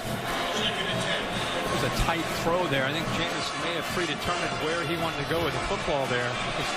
His fullback led out of the backfield, was all alone. If you would have seen him, he walks into the end zone for a touchdown.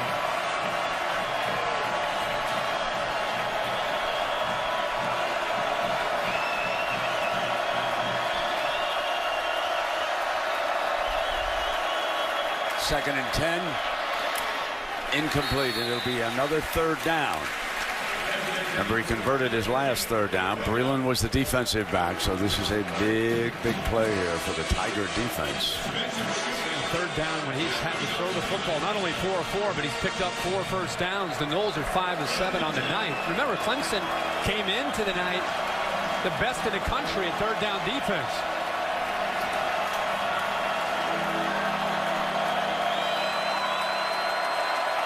Christian Green is number 89.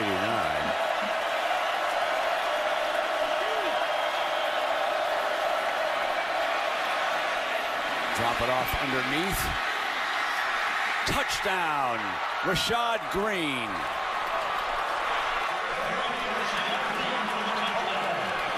Little flanker screen, had some linemen lead him into the end zone. You don't always have to throw it downfield to come up with a big play, and that's exactly what Florida State wanted to do to set the tone here in the second half. Great field position after the kickoff return. Take advantage of it with a touchdown. So he converts 2 third downs, a second one for a touchdown. Awayo converts. Famous Jameis Winston is about to move to the top of the Heisman Trophy charts. What a night.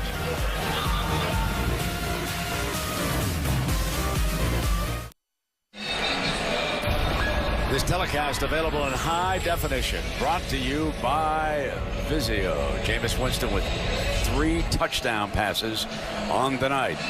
And Florida State has opened up a 34-7 lead on the Clemson Tigers. Rashad Green being stretched out a little bit over there on the sideline. As you said, he's tired from catching all of Winston's perfectly thrown footballs and then running. 8 catches, 146 yards, and a couple of scores. You need to catch your breath over there. Upset now. Watkins was trying to return it. And let's take a look now at this young man, Herbie, and what he's accomplished here tonight. Boy, he got off to a great start. How's this for your first pass of the night? Touchdown, Kelvin Benjamin, to kind of set the tone. He has been flawless tonight in his execution. Found Green. Green made a big play. And then he goes back to Green on the flanker screen, gets some great blocks downfield to lead him into the end zone. So I want to compare Johnny Manziel through 5 games with Jameis Winston. Folks, take a look at it. Absorb those numbers. Yep. The one thing he'll need at some point, besides tonight, is that Johnny Manziel Alabama game. Maybe it's the Miami game in early November. What's wrong with this one? Here comes one. You're beating up on the number 3 ranked team in the country. I know. But I mean, you still need another. You just got to keep building. You know, we live in that world of what have you done for me lately? I'm with you. I love the man. I love the kid. I'm just telling you, based on the way people react, it's flawless. Well, the Miami Hurricanes will be ready on November 2nd. Tallahassee, Florida. Get your tickets now for that one, folks. There's a nice grab by the freshman, Mike Williams. See what Taj can do in trying to get his team still to believe that they can make a play. He told me that Mike Williams adjusts to that ball that's thrown back on the back shoulder fade as well as any of his wide receivers, even though he is a young, true freshman. Here's McDowell. If you're Clemson, this game's not going the way you intended, you still have to show fight. You still have to be able to show this is a long season. You don't want this game to get out of control. See what kind of backbone they have here, what kind of character they have to try to fight back. One at a time, 4 touchdowns and some stops. McDowell, you got to get the first one, like you say, Herbie, close to midfield. This is where that leadership's important. They came in tonight thinking their tempo could be a factor in trying to be a bit of an equalizer up front in the trenches, try to wear down the more athletic Florida State defensive front. We've not seen that yet. Quick throw and almost picked. Doing a great job with Seckinger battling the defender. That's Telvin Smith on him. There are 2 guys on this defense that are just special. Telvin Smith and LaMarcus Joyner. Telvin Smith jumped that, and I think Taj Boyd stared down his receiver and made it a little bit easier. But I love the energy of the senior Telvin Smith and the senior LaMarcus Joyner. Clearly the leaders of this Noles defense. 2nd down and 10.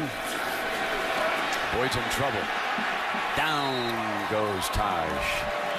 Timmy Jernigan. How about rushing 4? And Timmy Jernigan right in the middle uses his hands to be able to just throw down the offensive lineman. Horton didn't have a chance. He grabbed him and threw him. They're rushing 4 and getting pressure like that. Taj Boyd doesn't have a chance to throw the football against the Noles defense. Looking at a 3rd and 17. Middle into traffic. And it was broken up that time by Terrence Brooks. So 4th down, and here comes the punting team. You know, it has been a dozen years since Florida State has come to Clemson, South Carolina, and won a football game. That's right. This series has been dominated recently by the home team. But here tonight, the Noles are well on their way with a 34-7 lead. You and I talked at halftime. It just, this Florida State team, it feels different. You know, this is a really good team with great leadership. The drive, Kenny Shaw back to the 6-yard line. And he found a little bit of a hole. Shaw with a fine return out to the 30-yard line. Speed, quickness, power, and a quarterback who could be very special. What else do you need?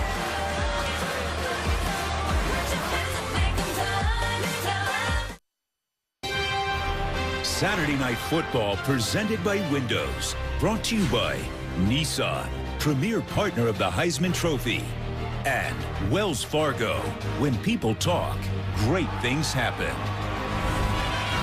Well, the Nissan Heisman House here in Clemson this weekend with games and fun for the fans to help get everyone ready for tonight's big game. And, of course, the Coaches Trophy presented by Dr. Pepper will be awarded to the winner of the Vizio BCS National Championship on January 6th in Pasadena. First BCS standings will come out tomorrow. We'll see how high Florida State will jump if they hang on here. Winston, pockets clean, deflected, could be picked off. And it falls incomplete. Spencer Sui, I'm not sure he could find it when it was deflected up there. Let's check it down below with Heather.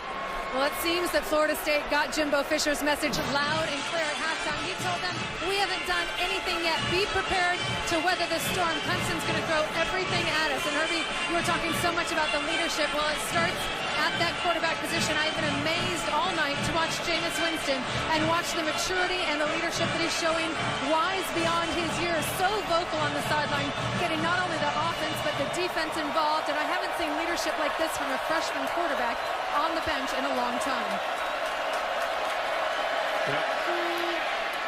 Drops it off to Benjamin, complete, another first down. Heather, he told us this week, which I found interesting, he redshirted last year after all the hype.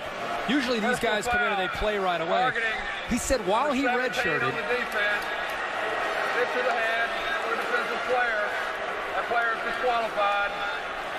The play is under further review. That's Breland, who has been ejected, and instant replay will take a look at this. They can't overturn the penalty. He blitzed and he ended up hitting the quarterback high. Winston, after he threw it, he's a defenseless player.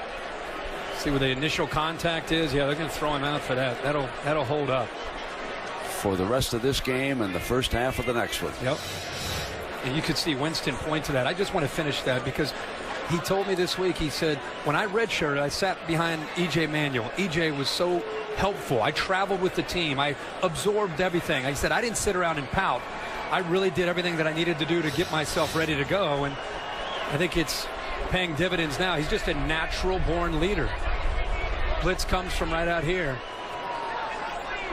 Oh, yeah. Oh. Like he even launched himself on this one. This one easy.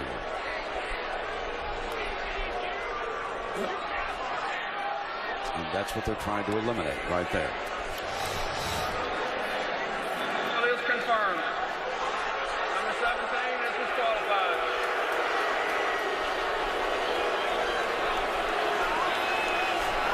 Heather saying he affects not just the offense but the defense. He is a kind of a rah-rah type of guy. He's cheering the defense on, cheering the offense on. Breland has to head to the locker room.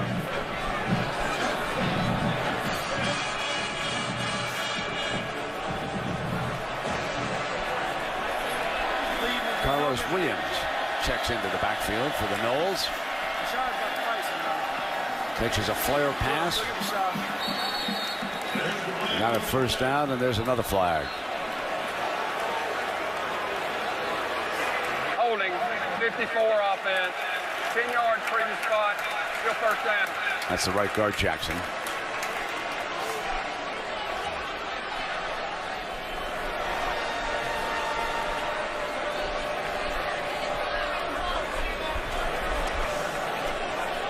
You saw Winston right there with the offensive line after that mistake.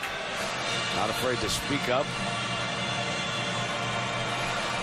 And of course, with this big lead, you basically have taken the crowd out of it now.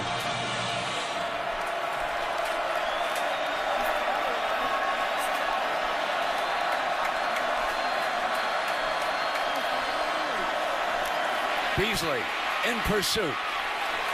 It was Beasley who chased him out of the pocket, and then he was brought down. Reader, DJ Reader, cleaned it up, but watch number 3 get loose. Off to the left. First time tonight he's gotten pressure. He didn't bite on the fake at all. He and Jarrett also got in there before Reader. DJ Reader cleaned it up. Every time I say DJ Reader, I'm shocked to think that he pitches for the baseball team at 325 pounds. It's amazing. Can you imagine that big fella getting out on that mound? I wouldn't want to face him.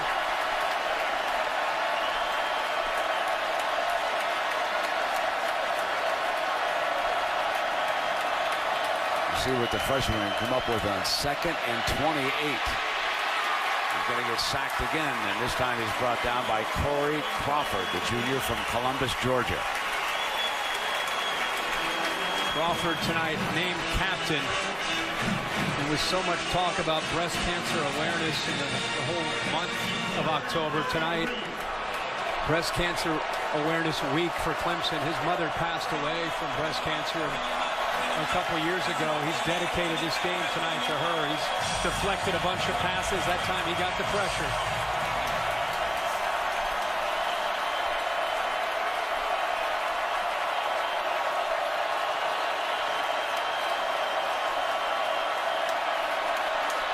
Freeman to pick up a few yards. Beasley flashes that time, throws the running back down, and the Noles will punt. Lined him up at linebacker that time, something that Brent Venables has not shown all year, and he showed pretty good closing speed for a defensive end playing linebacker. Right here, usually he's out here on the side, but I think he knew that they were probably going to hand it off on 3rd and long, but great speed. Made a couple plays on that series. He did indeed. First time he's flashed. Got his first tackle on that second one. Good pressure on the first one. Beatty in now to punt this away. Humphries is back deep for the Tigers. Beautiful punt. Drives it back to the 15-yard line, and here comes Humphries looking for an alley on the right. Got a block. 40, 45, midfield, coming down the sideline and out of bounds. A fine return by Adam Humphries, a junior from just up the road from Spartanburg, South Carolina. A very good athlete who they have as a slot receiver, back with those sure hands. He makes the first guy miss, picks up a couple good blocks, and now he's just kind of buying his time to try to pick up one more block until he gets down the sidelines. He almost got to the corner and took it to the end zone. Sort of out-punted coverage. It was a 50-yard punt and a 45-yard return. And McDowell swinging over to the left side. He crosses the 35-yard line for the Tigers. Have not seen this offense get to the perimeter in their running game very much tonight. It might be the second time we've seen them have a little bit of room to the outside. 2nd and 5, swing it, dropped on the outside by Stanton's secondary. I think he started to peek upfield before he secured the football. Watch his eyes. He's looking down the field, and he starts to peek up right before he caught the football. Let's see what those Florida State defenders were. You got to catch the ball first.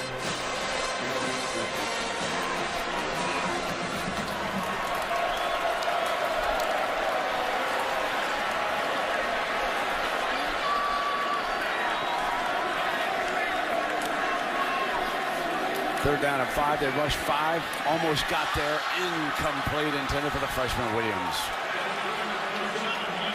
Then Taj Boyd erratic, but because of that pressure with 4, they're closing in on him. Mike Williams could have made that catch for the first down. Sammy Watkins was challenged by Chad Morris, his offensive coordinator. All the receivers were about, hey, last year we got beat up in Tallahassee. They're getting beaten up again tonight. Need 5 yards to keep this going. This is a 4th down. Taj to the right, fires, intercepted. Picked off by Darby. Ronald Darby. Shaken up on the play as he's tackled after the interception. Brent, I happen to be watching him. He baited his throw the entire time. Watch him out here. He's just waiting, and then steps in front of it. It was almost like, yeah, throw it, he's open, baited the throw from Boyd, and then stepped in front for the interception. And the trap was closed. You're watching the ACC on ESPN. Florida State builds a big lead.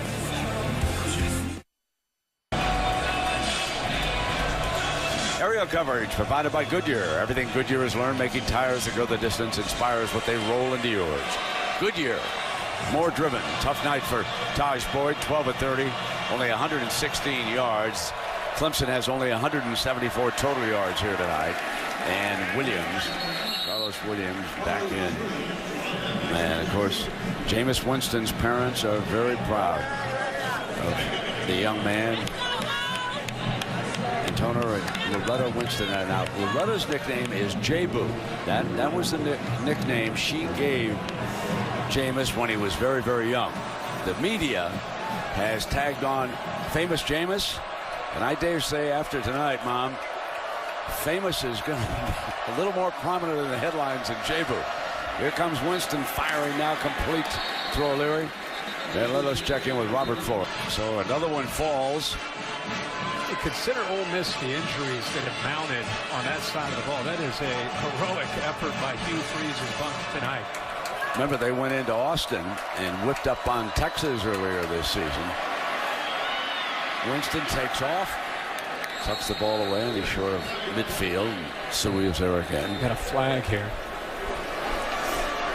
Thrown way back in the backfield by one of the line judges. What is that now? 6 of the top 12? They're going to go down? Number 9 on the defense. I think so. 6 of the top 12. That's 15 yards from the end of the run. Automatic first down. If last week they were calling Shake-Up Saturday, I don't know what today is. And you know, when you look at the penalties, they were very one-sided at one time, but now here in the second half, they've gone against Clemson. In terms of turnovers, Clemson's turned the ball over 4 times in this game, resulting in 17 of Florida State's 34 points. And the Tiger attack is bogged down tonight. They don't even have 200 yards, and they've given up 368 to the Noles here tonight. So it's a very, very one-sided game. Freeman back in. Quick strike to the outside. And Rashad Green short of the first down. As a reminder to stay tuned. Let me check that. Kenny Shaw, correct that. 81. Stay tuned now after the game. Except for the West Coast for your late local news over most of these ABC stations. Be sure to turn to ESPN for Sports Center for the highlights of the day in sports. The reigning Heisman Trophy winner Johnny Manziel goes down against Auburn today. So that's the second loss that he's suffered. Alabama beating him for the second consecutive year. Winston back firing complete. Here's O'Leary battling away. Inside the 10. Powerful run for the young man from South Florida. His grandpa, Jack Nicklaus, going to be proud of this run. Maybe Jack taught him this. It's just lowering the shoulder. The big fella. Boom! Right over top of Travis Blanks. Kind of sums up the night for Clemson's defense. Mercy. First down and goal. Florida State with 184 yaks here tonight. Wow. Freeman still churning.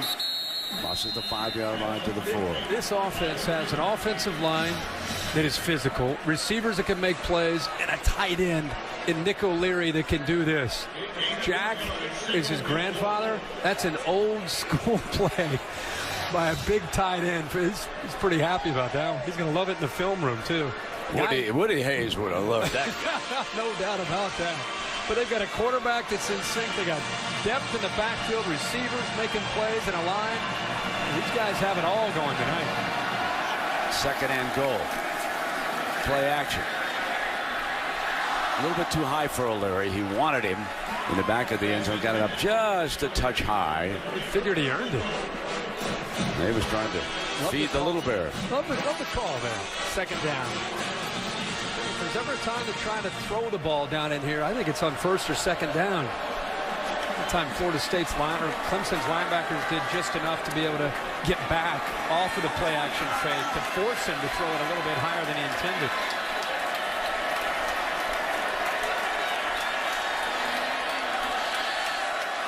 Beasley trying to get a jump.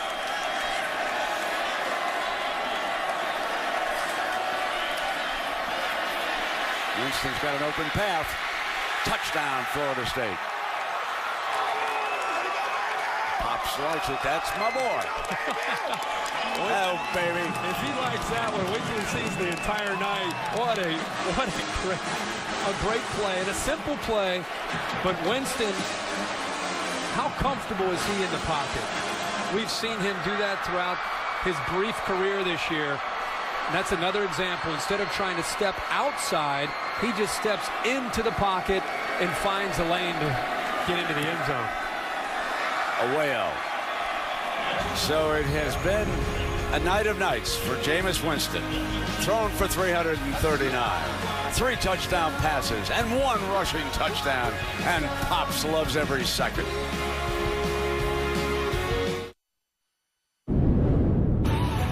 You have to go back to 2001. Chris Ricks, Javon Walker, the receiver. Greg Jones taking over on a 51-yard touchdown midway through the 4th. Bobby Bowden and the Knowles beat Terry Bowden and Clemson 41-27 in that Bowden Bowl. And that, folks, is the last time that Florida State has won a game. They've lost 5 in a row here in South Carolina. But famous Jameis Winston is having a night of nights. Johnny Manziel, move over.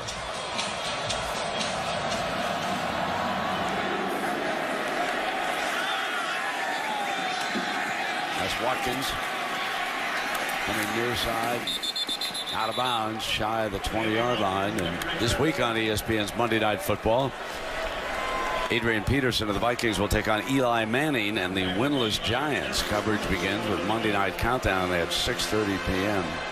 Actually, I'm looking forward to see what John Gruden has to say when he breaks down the Giant tape and talks about Eli Manning's interceptions and things like that. I'm really looking forward to what John. I know he's going to break it down. I know he's going to talk about it. I'm going to be there. I can't believe, Herbie, that the Giants are winless this year. I just don't understand it. Got to be the biggest surprise in the NFL. I think so. And that's Martavis Bryant. I believe that's his first catch of the night. That's indeed his #1 catch. He's only been targeted a couple times. He had 1 go off his hands. These corners from Florida State have shut down all these receivers. Power with McDowell. Brian, I think what they've done is they've taken away anything downfield. Taj Boyd only 1 of 9 on throws of 15 yards or longer. They've forced everything underneath, and they've been able to dominate at the line of scrimmage. Yeah, exactly. Now, that's what it's been hard for him to get downfield. Yep. Because they haven't given him that much time. I'm impressed with what Pruitt has done.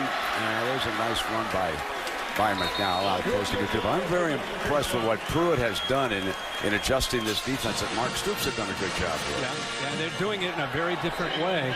Taj Boyd's numbers tonight, that's one of the worst games that Taj Boyd's had in his career. And he's a veteran quarterback. He's been under pressure from this defense. Telvin Smith again. Telvin Smith's a safety playing linebacker. He talked a lot this week about the love that he has for this team. You can see the way he's playing tonight. Yeah, there was one moment that I haven't mentioned about the Knowles that I've got to applaud him. When Clemson was coming down the hill and everybody was excited and the Knowles were coming out on the far side, they did not come out. There was no trash talking. They went over to their sideline, got ready for the football game. Yep. This is a business trip for Florida State. A lot like Alabama's approach. Taj Boyd taken down by Christian Jones is in there. Christian's had a big night. Herbie, you like him? I like how they moved him to defensive end because of the loss of the powerhouse defensive ends that they had a year ago, and Warner and Jenkins and Carradine. They moved him down, and I think he's only going to get better as the year progresses, where they put his hand on the ground and give him a little bit more pressure off the edge. But their entire front four and rotating bodies in has played so well. Taj keeping it, trying to get that first down. And there's a penalty flag thrown near midfield on this play. Holding 58 offense, 10 yards from the spot of the foul. That's the center, Ryan Norton. He locked up Telvin Smith. Telvin Smith is 6'3", about 218 pounds. You don't see a lot of linebackers in today's game at 218 pounds, but he has a tremendous amount of toughness to go with that 218 pounds. It allows him to play in the trenches in the middle of that defense. That jersey says, I've been playing big boy football. I want to tell you that. Here's Taj. Taken down again with that constant pressure that has been coming his way. He just hasn't had a chance. And that's just rushing 4 guys and getting that kind of pressure. That's very, very unique and different. Usually it's a wide array of zone blitz and man pressures. They're just rushing 4 and getting there. Tomahawk chop with the Florida State faithful who have traveled here for this game. Kenny Shaw fumbled it, but there's a penalty flag. Let's see if they gave him enough room to field that. Okay, Kenny Shaw was back, and the flag came flying. It seemed to be a lot of bodies down there. And let's see what the call is going to be here.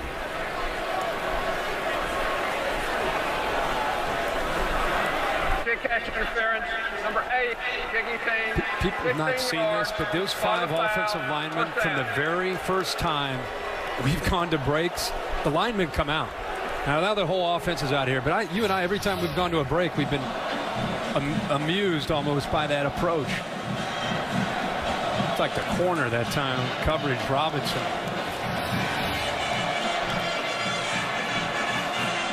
Guys are like George Foreman. They just come out and stand. The rest of the offense is over there with Jimbo Fisher. They're out on the field ready to play. Carlos Williams will come in. He'll be the hammer now. You would expect Florida State to attempt to go to work on the clock. Matias, number 70. Ball start, 70, offense, 5 yards, still first down. I think that's part of the reason they moved Carlos Williams over from safety over to running back. It gives him more depth at that position. Freeman, a little bit more of a back that has tremendous quickness, but Wilder with the power, and when he goes down with a concussion, with Carlos Williams who can step in there and be the similar type of back. And they're going to try Williams, and he's run out of bounds. And of course, our NFL countdown, 10 a.m. Eastern. You'll get all the latest news, updates from stadiums around the league. Ray Lewis going to sit down with Jet head coach Rex Ryan. And then before you get your lineups, catch Fantasy Football now at 11 a.m. on ESPN2 to get your team ready. Freeman checks in as the Knowles running back here.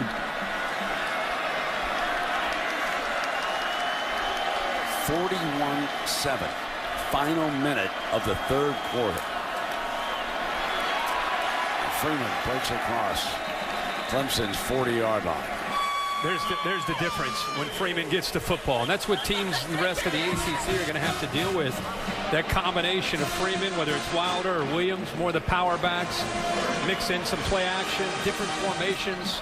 Just been a very, very effective package that Jimbo Fisher and his offensive staff have put together for Jameis Winston. Go on the road and average 7 yards a play. You got to feel pretty good about your chances. Here's Freeman. Will attempt to stay in bounds, and he couldn't there at the end. It went out to stop the clock, and a flag comes flying. There is a penalty flag.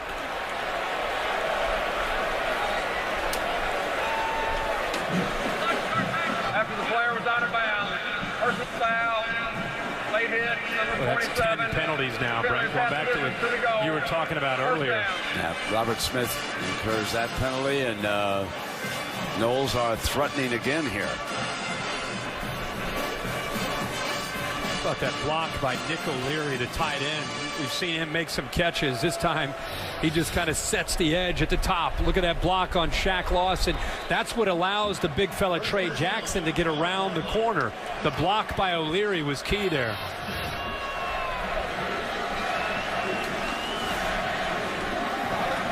Running off the final seconds here in the third quarter. They'll take a 41-7 lead. And famous Jameis says the fourth quarter belongs to us. We're not finished. Back after this message and a word from your local ABC stations.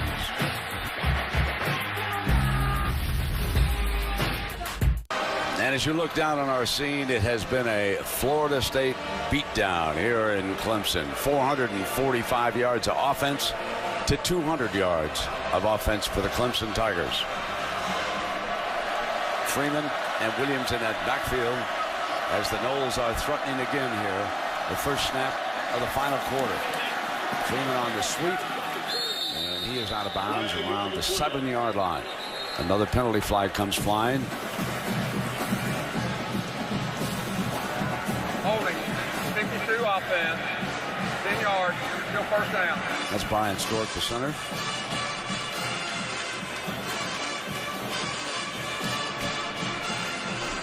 So coach says you're not perfect tonight. You're having a good night, but you weren't perfect.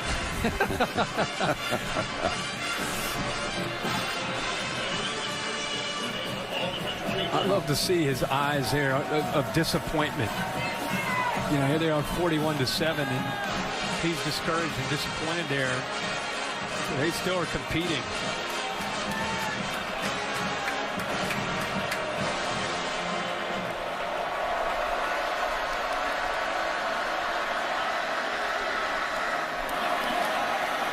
Williams, hard runner to the 15-yard line. Some guys, all these years you've covered this, and I know for me, there's some guys that just almost feel like they're born to do this. And Jameis Winston feels like that. He just feels like the bigger the stage, the better he's going to play. Some guys have that, and some guys have to hope to get to that point. Jameis Winston, we saw it in the pregame, and we were showing Clemson come down the hill. We went into the Florida State locker room, and he had a look on his face like, this is why we're here. Let's go do this. We're not leaving without a win. And those players were looking at him like he was a fifth-year senior.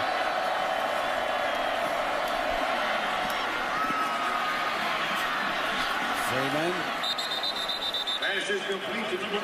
Yeah, he's down to the 7-yard line.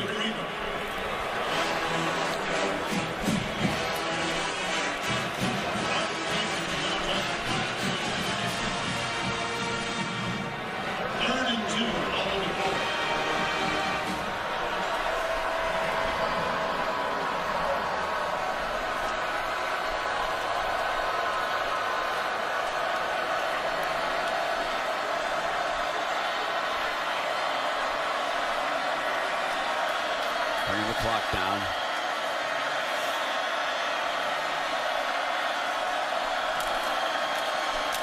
Freeman battles for that first down. I think he got the first down there. I was just talking about that pregame. Going back, here he is. First big game on the road.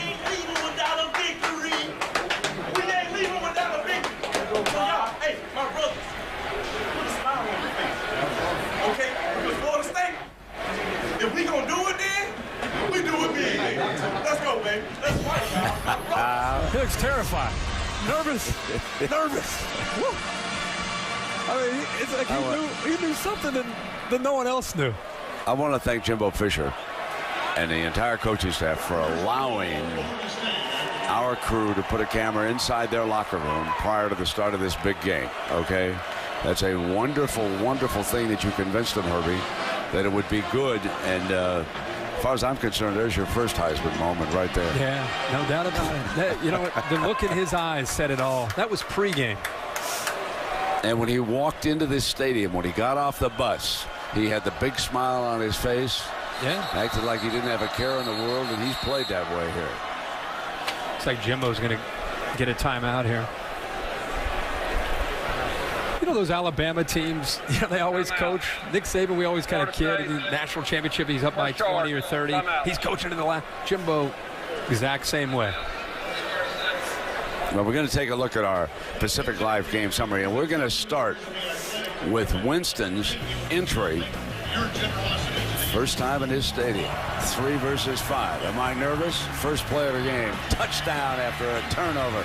Oh, yeah, I can run it in, too. Yeah, he's pretty much done it all. And then on the other side of the ball, let's not forget about this Florida State defense. They have been all over Taj Boyd. He's 14 of 32 on the night. Getting a lot of pressure, created the 2 turnovers. They turned those turnovers into points early. What a great game. Big-time game by LaMarcus Joyner. Created both of those early turnovers, and Florida State really hasn't looked back since the early part of the game. And that was a good scoop and score for young Mario Edwards, who dashed in. Yeah. We've had some defensive linemen the last few weeks score a touchdown. We have.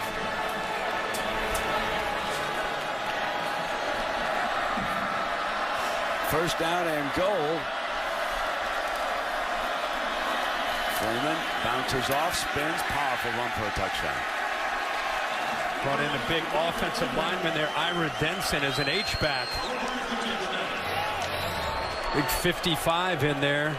O'Leary getting a push. Freeman never giving up on it. He's quietly had a really consistent night himself. See if he gets the ball across. Looks like the knee touched right as it was crossing the plane.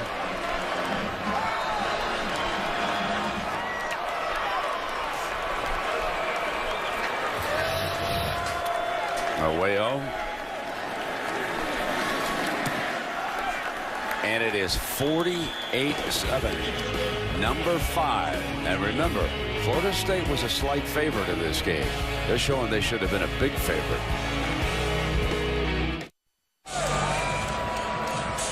Florida State leading Clemson 48-7 as we continue the Dr. Pepper road to the championships. Remember, a year ago, Florida State put 49 points on Clemson, 35 straight in the second half. Florida State in that game in Tallahassee had 667 yards of offense. Tonight they've got 467. But more importantly, their defense has held Clemson to only 200 yards here tonight. They'll take a knee. Give you an opportunity to remind you that the chase for the Sprint Cup heads to Talladega Superspeedway, where anything can happen. The NASCAR Sprint Cup Series at Talladega, presented by 5 Hour Energy, tomorrow at 1 p.m. Eastern on ESPN. Matt Kenseth and Jimmy Johnson. And a terrific duel for that Chase Championship. 4 points separate Kenseth and Johnson. And Talladega is one of the more exciting tracks on that circuit to watch. So And off to number 22, DJ. Go ahead, Irving. We talked earlier about Jeremy Pruitt, the Alabama secondary coach for the last 3 years for Alabama. Just can't say enough about not just Jeremy Pruitt. First time he's had a chance to be a coordinator at a big-time program, but Charles Kelly coaching the linebackers. He was at Georgia Tech last year. Salson series working with the defensive ends. Odell Haggins has been around for a long time, 20 years. He's been a defensive line coach for Florida State. This entire staff put together a great game plan for Taj Boyd. DJ Howard was the running back as Taj Boyd hits Humphreys, and we can check in, and the drive chart shows you the story. Those are the last 6 drives against that Knoll defense that we told you about. And this is an offense that can score a lot of points. That's impressive. Watkins on the outside. Talking about the staff and these numbers, but we also got to talk about these players. You and I, everybody up here in this booth, have been marveling at LaMarcus Joyner. Remember, he's 5'8", 190 pounds, just a ball of muscle. His leadership and his playmaking ability tonight had a lot to do with the way this game unfolded. 2nd and 4, and here's Howard, and let's check in from Orange with Heather. There's a penalty flag, but go ahead, Heather. Well, speaking of LaMarcus Joyner, I just learned some great Florida State lore. So Bobby Bowden started this tradition. They call it the Sod Cemetery. Now it's reserved just for big road wins. They designated this a Sod game. So before the game, they elected a Sod captain. Now, ironically, the captain tonight, LaMarcus Joyner. How perfect. So after the game, Joyner will actually go to the end zone and subtly extract, well, not so subtly now that I'm telling you guys all about it, but he'll take a piece of sod, they'll take it back to Tallahassee and put it in the Sod Cemetery, which is right by the practice facility. They'll make a plaque for it. I guess there's tons of pieces of sod from big Florida wins, big road wins. I love it, guys. Indeed, and Joyner also picked up that foul, and Howard, who has checked in, busts across the 20-yard line. So DJ Howard, a junior from Lincoln, Alabama, the ball carrier for Clemson. A little foreshadowing by picking him to be the young man who had ended up getting the sod if they had the win. Exactly. Howard has stopped on that play, and we come down toward the 11-minute mark.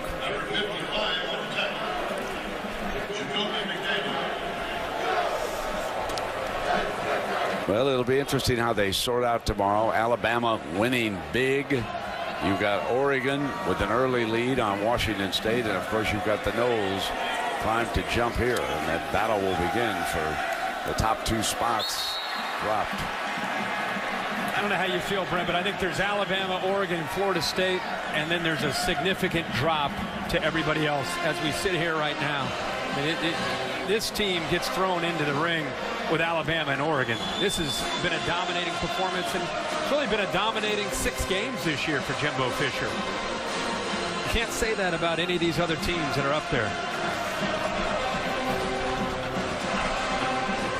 Zach Brooks checks into the backfield.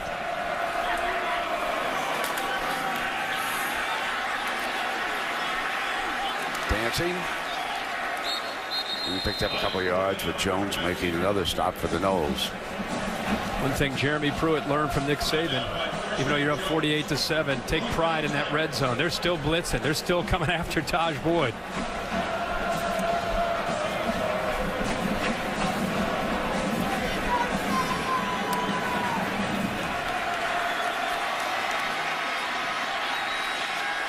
Taj Boyd in a foot race.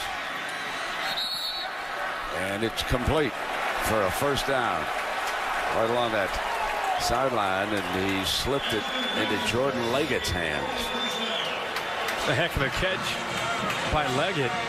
There's Joyner. He gets the 1 foot down. He's got to finish the process of the catch. Meanwhile, in baseball, the Red Sox are closing in on an American League championship. A couple innings away, leading the Tigers 5-2 in Game 6. Cardinals await the winner there. What do you have there, Brent? You know, the National League, but it's going to be a great World Series. The Red Sox are a good baseball team. I'm a Reds fan. I just tip my cap to the organization of the St. Louis Cardinals. It doesn't matter who they lose. The players go, La Russa goes, and that's that program, that franchise just, it's the DNA of their program. So impressive. Incomplete. So you can see the eyes and the questions from the true freshman receiver, still maturing. He's a future superstar here, but he's still trying to get on the same page with Taj Boyd. And after that throw, he kind of looked back. What? Left? But back? Okay. Taj Boyd will earn his degree here at Clemson before the first of the year. And then after the bowl game, he will head on out to one of the camps, this one probably in California, to get ready for the NFL Combine.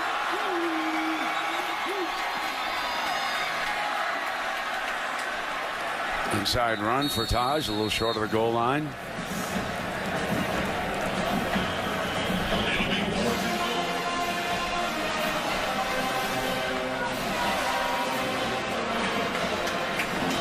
You'd think you were in Tallahassee. Yeah, it does feel like that.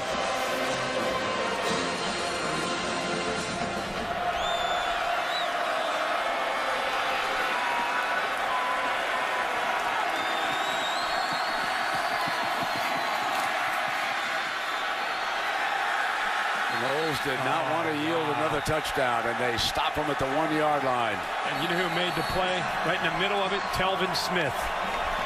He and Joyner, the leaders of this defense. Nobody picked him up at the second level. He was just sitting there waiting, and he makes the play. There's a lot of pride in the line for any defense, but especially in a game where you're up 48-7, you want to have a chance for a goal line stand to stop them from scoring, and Telvin Smith makes sure that they get it. I believe I'd like to be in Tallahassee on November 2nd. You're watching Saturday Night Football on ABC, presented by the new Windows.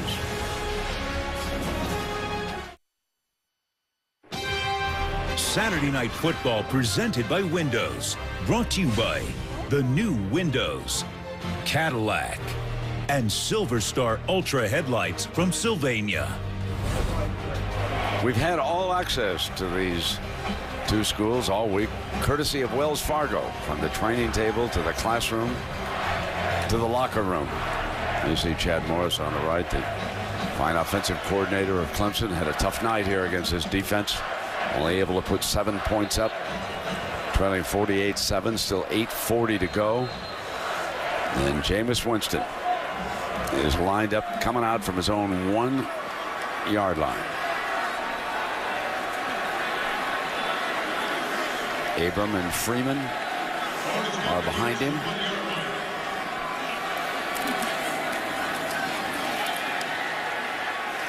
Freeman was close to not getting out, but I think he did. So their last 40-point home loss back in 1976, 41-0 to the Dogs. Dabo Swinney wants to make sure that this game doesn't impact him next week and the week after. That was a great face. Says it all. It tells the entire story. When you look at that fan who's so disappointed, many of the fans here have already left the stadium.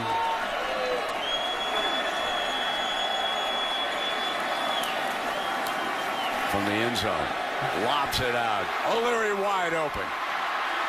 40, midfield. 40, 35, 30, 20, 10 down at the 5. I'll tell you one thing, he's faster than Jack ever was. How about this call, by the way? 2 tight ends up big, slip the tight end out. The safety's out of position. And you're right, Nick O'Leary gets out in the open field. He was highly recruited. Almost every school in the country wanted Nick O'Leary as a tight end out of Dwyer in South Florida. It turns on the Jets. Clemson fortunate to catch up to him. 94 yards. That helps.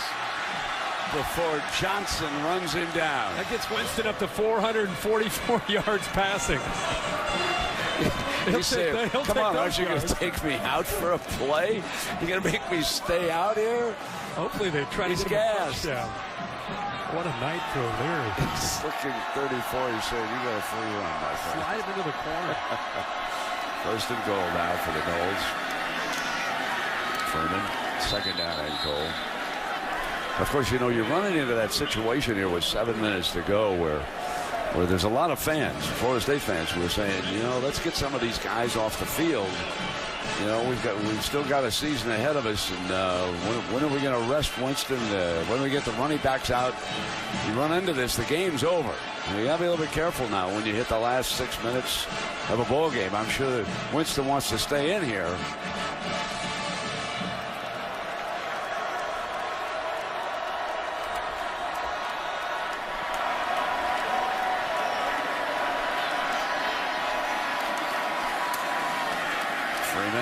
Beasley wrestled him down.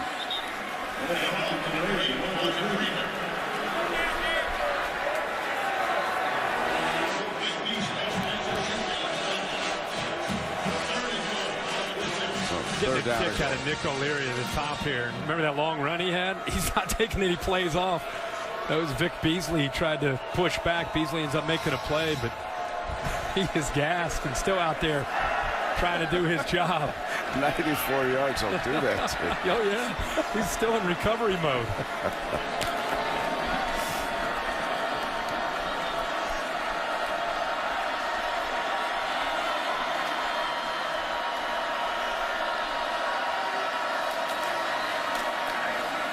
Freeman again right straight ahead.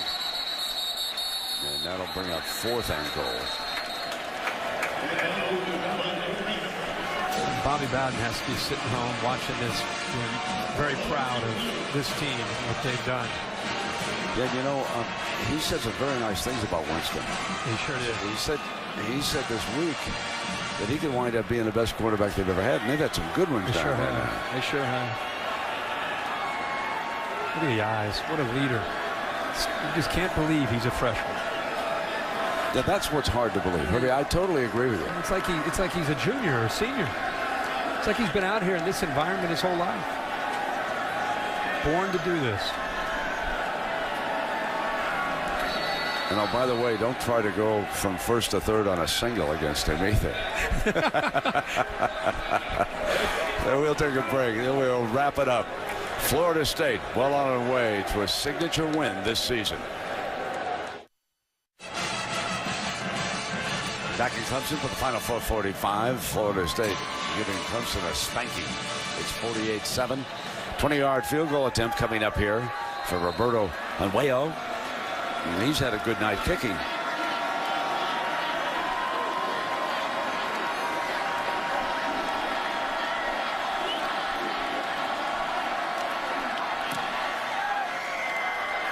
Knocks down the field goal.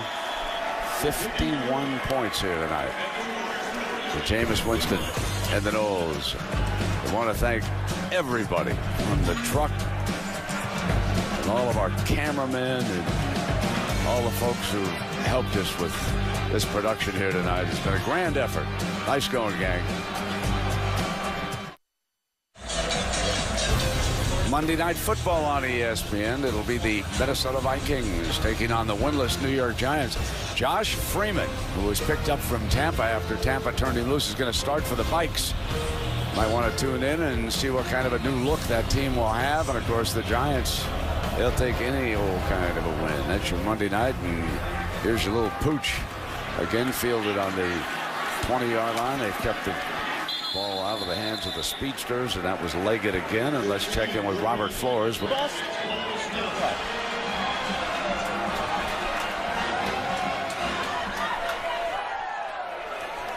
Robert, back here with the and if you ask me about Florida State, yeah, they were pretty good tonight. Yeah, other than that, we know nothing. I was listening intently to his update from the West Coast. You know, he did a good job. Second down and 5. This is the thing about Jameis Winston that you really like is his night's over. And he starts to go around, make the rounds with the team. There's O'Leary, who had the big touchdown catch. He's like, almost, but he makes his rounds. He goes to all the offensive linemen. There's his fullback. There's his receivers. Makes his way over to some of the big linemen. But he's reaching out, and that's that leadership that is so unique with him. Cole Stout has checked in, so Taj Boyd's night is also over, and a very, very disappointing night for Taj Boyd. And Jameis Winston, and the 51 points tonight. That is the most points scored by any opponent at Death Valley. As the Noles come in here, ranked number 5, favored by a field goal, and they put 51 points on the board.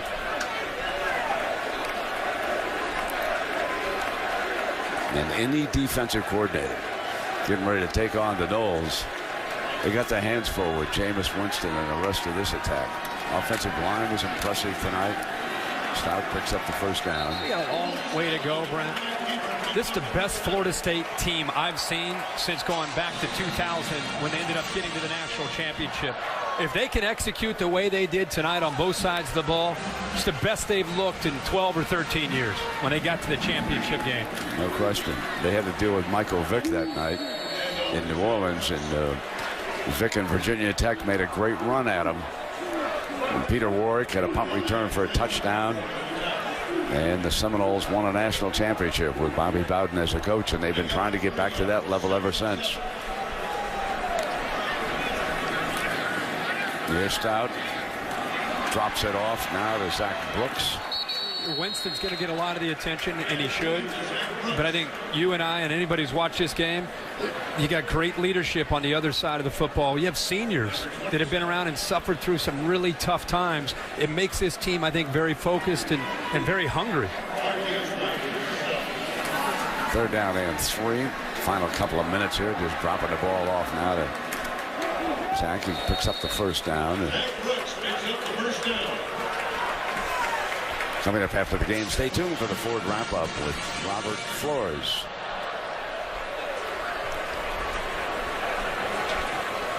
Well, Lee Corso might want to call up Bill Murray and have a second match between those two, and they might want to take that spear to Murray this time. Yeah. Corso's Noles came home. Yeah, stop this fight. Okay. He got the best of him. There he comes. By the way, here he comes. Now watch this. This was Corso had no idea. Ad-libbed. No idea. Murray throws him down on the grass. Now watch this beautiful wrestling slammer. Now watch this. And we're like, what's he doing? I love it. I got to give him another one. Okay. All right. Then he takes the spear. Then he tries to help him up, get but he that gives spear out of here. He drops it off down to Bryant. Bryant got good speed. And out of bounds at about the 32-yard line here in the final. It's a very painful loss for Clemson, but they need to regroup because they've got some goals ahead of them. And You know, you pointed out with commercial, Herbie, that a loss like this can affect you for a couple of weeks if you're not careful. And they're on the road the next couple of weeks. They've got to put this one behind them. This is one you might not even want to look at the film. Just move past it. Don't dwell on it. Try to get ready for the rest of the season. At Maryland, at Virginia, they have Georgia Tech, the Citadel, and then a big one, big rivalry game on the road in Columbia against South Carolina. This one stings. I mean, they wanted this big stage, and the last thing they wanted to happen was 51-7. Absolutely. This one probably hurts even a little bit more than the licking that West Virginia gave them down in the Orange Bowl, I believe it was, a couple years ago, because this one's right here in Clemson. Most points an opponent's ever scored in Death Valley. Jameis Winston, the architect for the Noles, the offensive line, and everybody on that team did a terrific job tonight. How ironic that Florida State's next game is North Carolina State, because the next challenge for this team is going to be not to start to believe all the hype. Yeah, because here it comes. The hype is coming. Because remember last year they lost in Raleigh when they should have won the game. And Jimbo told us this week that's been part of the growth for this program. So you look at these games, the huge game is November 2nd. But all these are winnable. If they play the way they did tonight, I don't know if anybody on that schedule can hang with them. Well, we'll see what the Canes can come up with. That's a pretty good rivalry game. And then don't forget the Gators over there in Gainesville, even though they haven't played well this year. That too. I mean, that could be a trap game over there, all right? I'll take your word for it. I'm just trying to sell some tickets. I got you, Beck. You know, have you seen that Florida State offense? Those are two corners. I was going to crown them as the champions of Florida because I think they could beat Jacksonville. Just kidding, folks. I understand. No college team can beat any UCF. I got it. UCF. Very good football team. They might become your UCF automatic qualifier that gets in. Big win over Louisville. George O'Leary, fine football coach there. Deflected. Northrop in on the ball. Did a good job. That's Reggie Northrop, and he's a sophomore from Jacksonville. Yeah, the Jimbo Fisher's challenge will be keep this team angry, keep them hungry, keep them humble. It's a great win. Pat them on the back. Get ready for the next one. Stay angry if I'm Florida State. Bryant up in the air. Final 29 seconds. And Wason was the defender over there.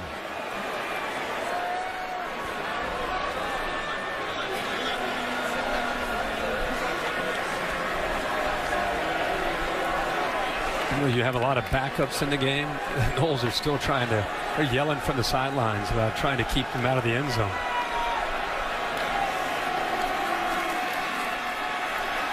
Stout fires.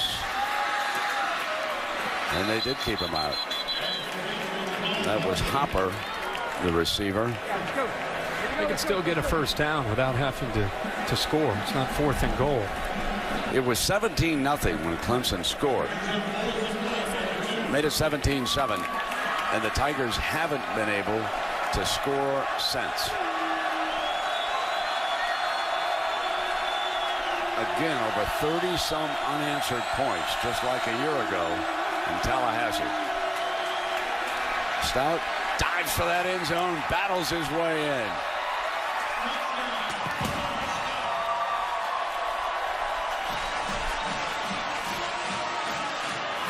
So the junior from Dublin, Ohio, with a touchdown here for the Tigers. Dad's Flip Scott. Played in the National Football League. Sure did.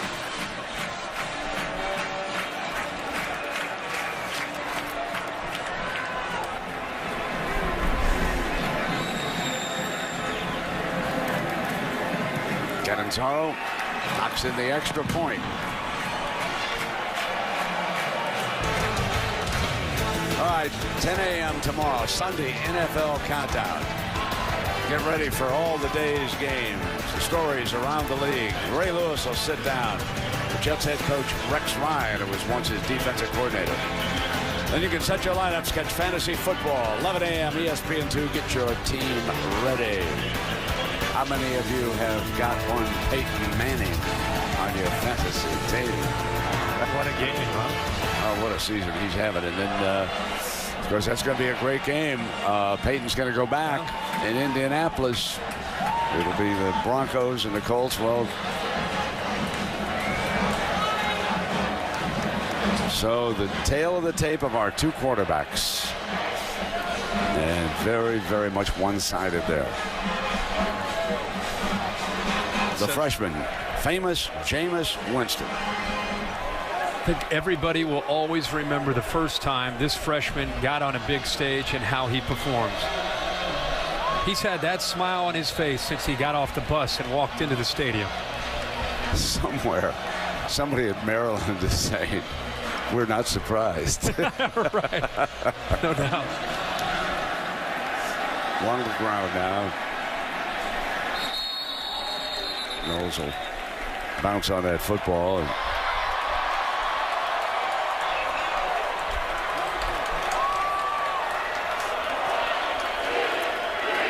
great team effort. yes, it was. Jameis Winston will get a lot of the attention, but a great team effort. The 2 weeks to prepare. Jeremy Pruitt can't say enough about those defenders. They should be proud. Telvin Smith, he did step up.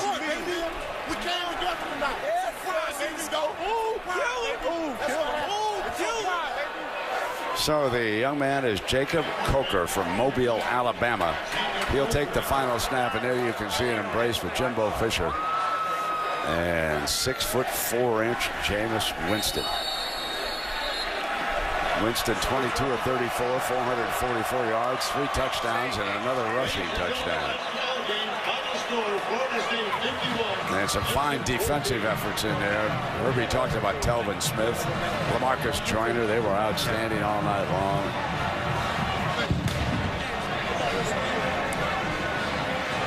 Jameis Winston told me this week, as a team, they want to bring that swag back, that Florida State swag. A pretty good step tonight. Let's check in down below with Heather Cox and the winning coach.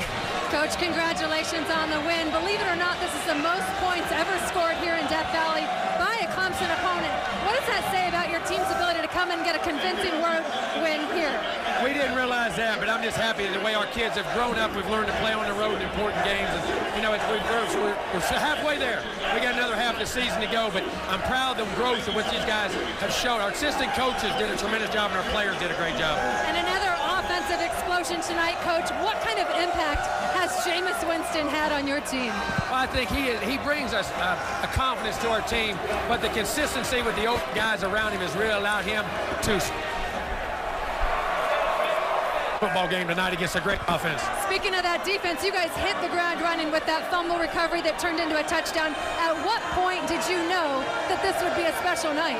I say, you don't ever know till the fourth quarter or so, because Clemson's so explosive and you're on the road. We've learned that we can't take our foot off the accelerator, and, you know, I'm just proud of our guys. I really am. We got a long way to go, though. We'll let you enjoy it, Coach. We'll talk to Jameis right over your shoulder. Nice win, Coach. Jameis, congratulations on the win. All night long, people talking about how difficult it is to come into Death Valley and come away with a win. How did you play with such poise and confidence as such a young guy?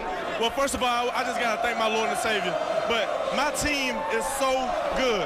I'm so confident in my guys. And that man you just was talking to, I love him. I love him with all my heart. He called a great game. We played a great game. We were not scared. We came in confidence. And my offensive line blocked their tail off. My wide receivers caught everything I threw. My running backs ran the ball. They played a great game. You played with so much poise and leadership. Before the game, you said you don't even know what the word nervous means when you're on the field. Where does that confidence come from? You always got confidence when you got a great team like that. When you have, like, those guys are better. They've been there, done that. We knew that this was going to be a tough environment, but I told them, I said, guys, we're not worried about no noise because we're going to bring the noise. Well, guess what, Jameis? A conversation has started tonight. It started upstairs with Brent and Herbie. It's across the country that you are in the thick of the Heisman conversation. How do you respond to something like that just 6 games in? I got to thank my team. I gotta thank my son. If it wasn't for them, if it wasn't for Kenny Shaw, Rashad Green, Brian Stewart, Cam Irvin, my whole team, Kevin Benjamin, if it wasn't for all those guys, Devontae Freeman, I mean, I could just keep naming. If it weren't for them, if it weren't for Coach Fisher giving me the opportunity, if it weren't for the man upstairs blessing me and blessing me with that team, it would not be there. Jameis, look at this. You've turned Death Valley into Tallahassee overnight. Well done. Hey, thank you. I'm trying to tell you, Florida State bringing that swag back. Told you. He's the real deal, folks. They want to bring that swag back. There's no mistake about this young man. And you can see the crowd down on the field. Of course, it's legal here at Clemson. They let the fans come onto the field. Many of them are out there. They've got friends with this other school.